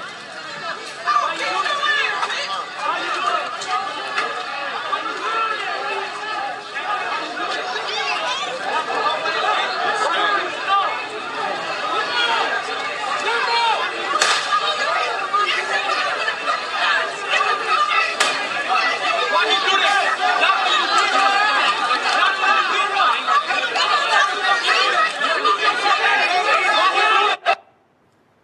Pause for a second here because we're going to be viewing someone that I want to talk a little bit about. I assume since the night of August 25th, 2020, you're aware of who Joseph Rosenbaum is. Would that be fair to say? Yes. Okay. And let me just put you back in the state of mind of that particular night. As of August 25th, 2020, did you know who he was? No. To your knowledge, had you ever encountered him before in your life? No. Okay. I don't know if you're familiar with this video or not, but for the benefit of the jury, do you know, are you able to recognize Mr. Rosenbaum in this video? He's not shown on the screen at this very moment because we paused a little bit. I didn't call timeout. Oh. It was a little later. But let me just ask generally, are you able to recognize him if you see him on the screen? Yeah, I would know what he looks like, yes. And that's based on what you've learned since all this happened? Yes. Okay. And just, I don't think there'll be any dispute about this. I'll represent for the ladies and gentlemen of the jury that Mr. Rosenbaum is wearing a red shirt. He's got some, I think they're jean shorts, aren't they? And I don't think he's got anything. I don't think he's got anything on his head at this point, does he? Okay. So he's kind of a shorter gentleman with nothing on his head, a red shirt. And you've got some video of him that we're going to see momentarily, so I wanted to let the jury know that so as we're watching, you know what to look for. So go ahead. Thank you. Probably not the smartest. Yo, don't throw shit over here, bro. They about to. Bro.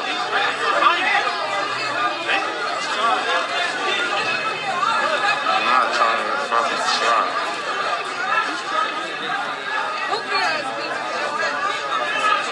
Damn, bro. Stop throwing shit!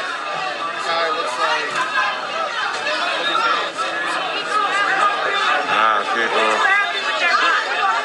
ready to fire on people, bro. We got people in position.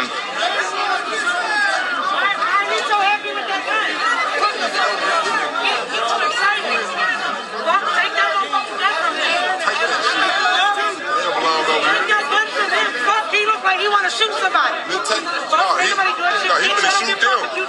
He ain't trying to shoot them. Pause for a second there, Mr. Washington.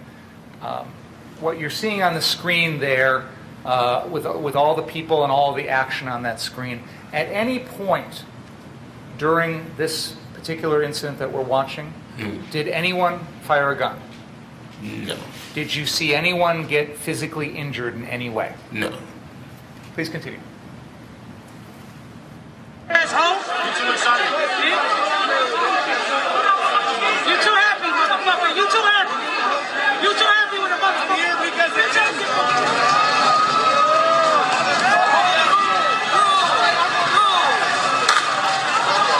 Yeah, they're not about to just let you just. Them streets,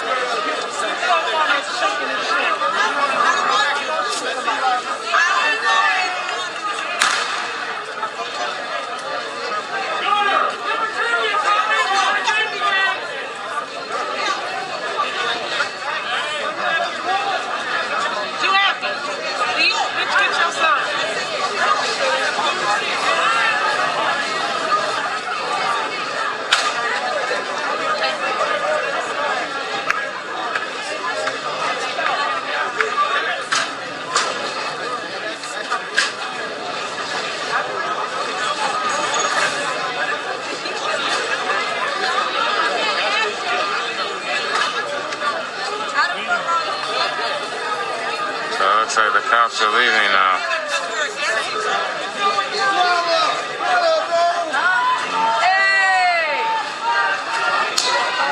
Looks like the cops are now leaving.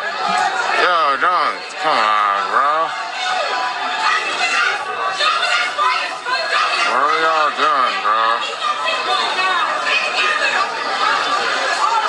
Yo, bro. Come on, bro. Shit is fucking. Come on, bro. I got a son like this too. I'm just ain't carrying mine. Exactly. Damn, dude. I'm gonna shoot mine. If I bring mine now, we're gonna get shot. Cops left, and as soon as they left, things just got heated. I'm not about to stand in a line of fire at all. That's not gonna be safe.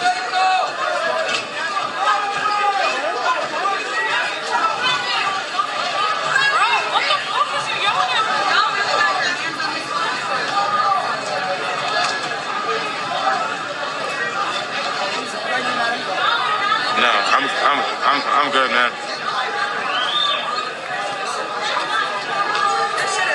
Yeah, dude. Rocks.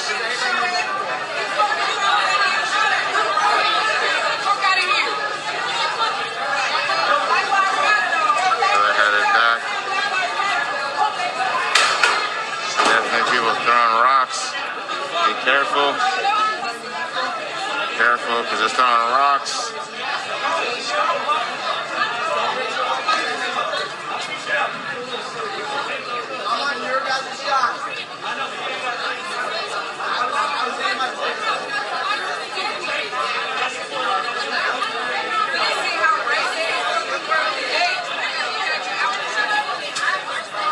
How's it going?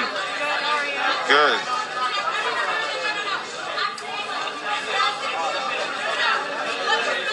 Yeah, it says.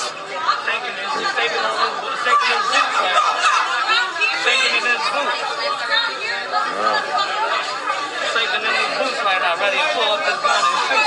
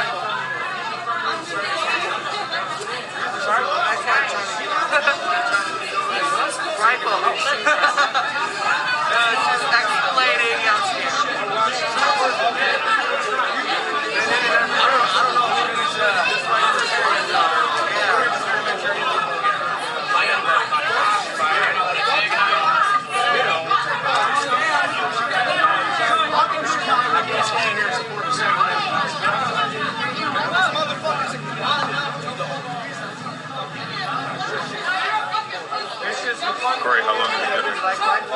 For a bit. Well.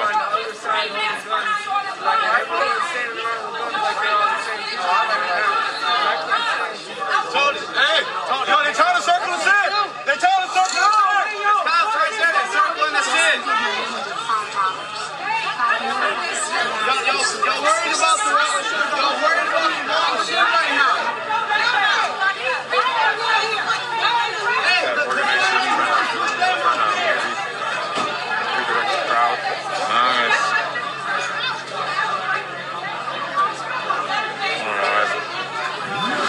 I go to this gas station all the time, so hopefully it'll be fun.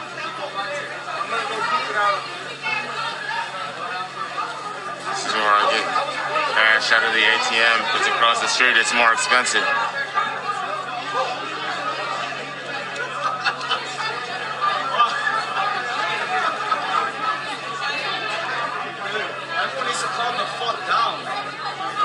Indeed, bro. I was literally saying that, and bitches got in my face. I'm like, bro, I was the one saying everyone calm down.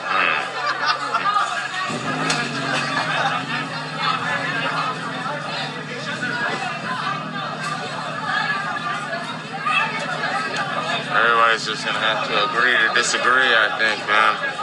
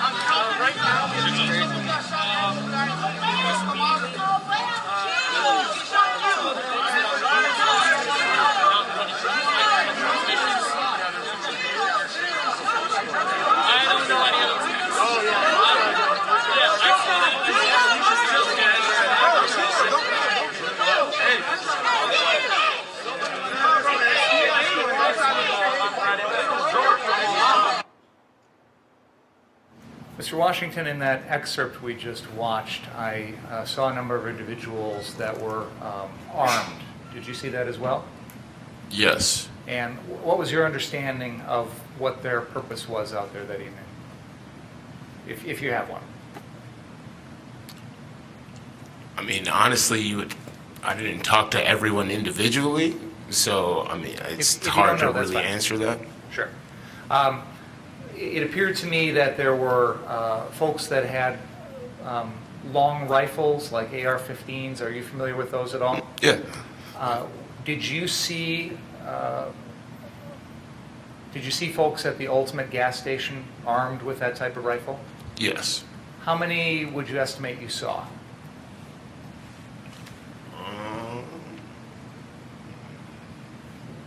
Consistently at like one time or throughout a period of time? At one time, that were all there at one time. Maybe like 24, maybe a little more, something like that. Anywhere, but I'd say between 15 to 25 people. And in the videos we saw there, or the section we just saw, it appeared that there were people kind of getting in the face or getting aggressive with some of those folks that were armed. Did you see that? Yes, so as far as I recall, there was a lot of discourse happening, heated discourse, but conversations being had. Did you see that lead to any violence? Anybody punch one another, shoving each other, shooting at one another, anything along those lines? No, maybe there may have been nudging or something, not that I recall seeing, but nothing that would make you stop and direct your attention to it. And I believe in that section we just watched, I saw two separate instances of dumpsters being set on fire. Did you see those as well? Yes. I don't know if that was the same dumpster twice or two I separate. believe it may have been the same dumpster. Okay.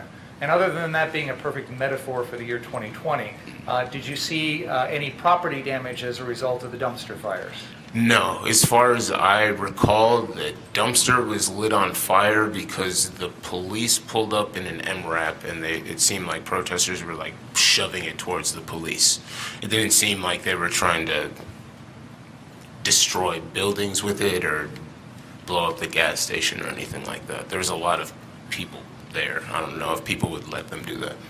And I want to ask that specifically because you're standing right next to the gas pumps in the video, is that right? Yes. Did you feel like that was an unsafe place based on the dumpster fire and anything like that? No. Did you see anyone ever push anything on fire towards the gas pumps? No. Okay.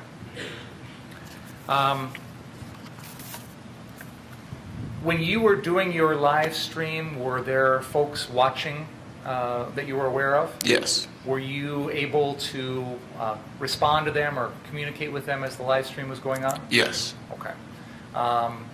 Throughout, I'm sorry to cut you off. That's why throughout like the live stream, I mentioned like going to the Ultimate gas station to get cash out of the ATM. There was always viewers, some people from town, some people from out of town, some people with questions and stuff like that. There was a lot of when we had protests for, I guess the big protest for George Floyd earlier in, I believe, May of 2020, there was a lot of disinformation that was going on. So what I generally do with my live streams is I look to the chat to see if there's things going on in certain areas, to see if people are spilling out somewhere, to see if, things are actually happening somewhere, or to kind of quash, false rumors or whatever.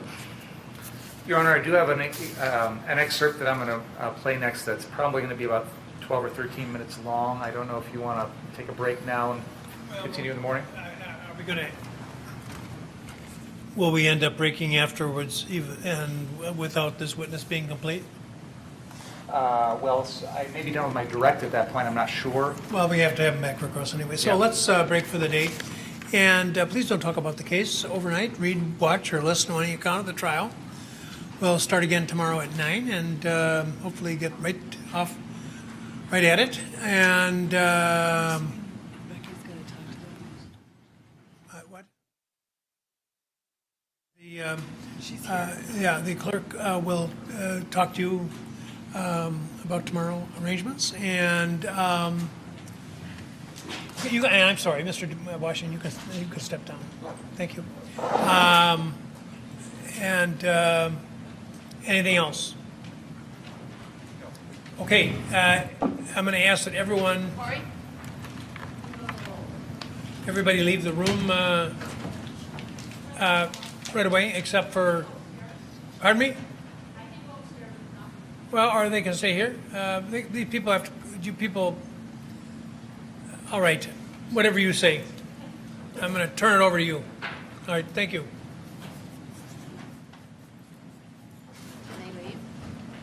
The jurors, the clerk wants to talk to them.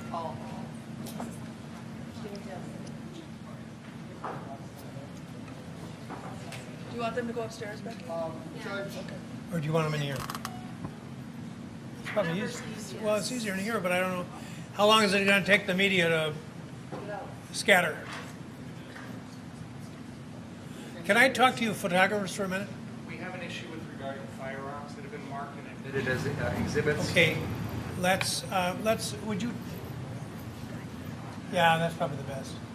All right, you can go up to the jury room, please, and the clerk will deal with your issues. What would you like us to do with them?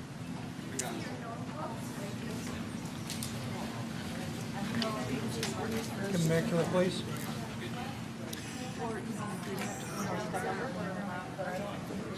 Any objection to the police holding those pending the outcome of the trial? Okay.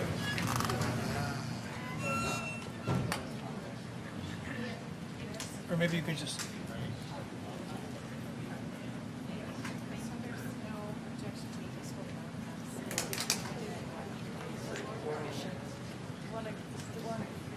Juror's gonna go up by elevator, I'm assuming?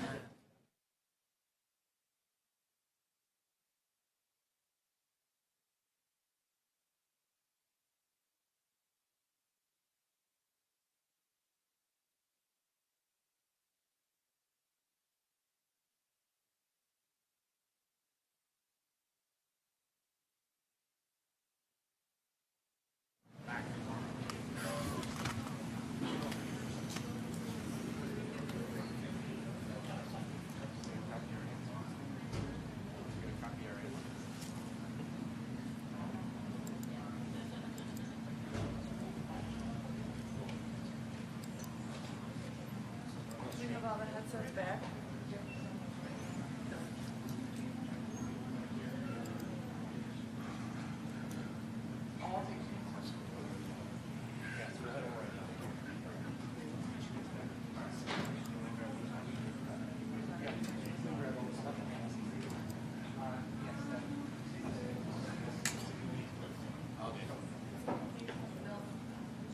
You close that door. I'm not sure. Sean and Mark, I'm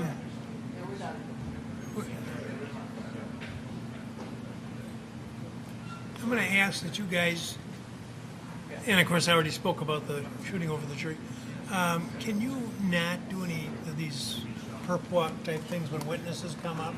And you can take them on the stand, no problem. But wait till they're on the stand and then take them. Of course. Okay, great. Thank you. Needs to be done. Okay. Good. Thank you. Yeah.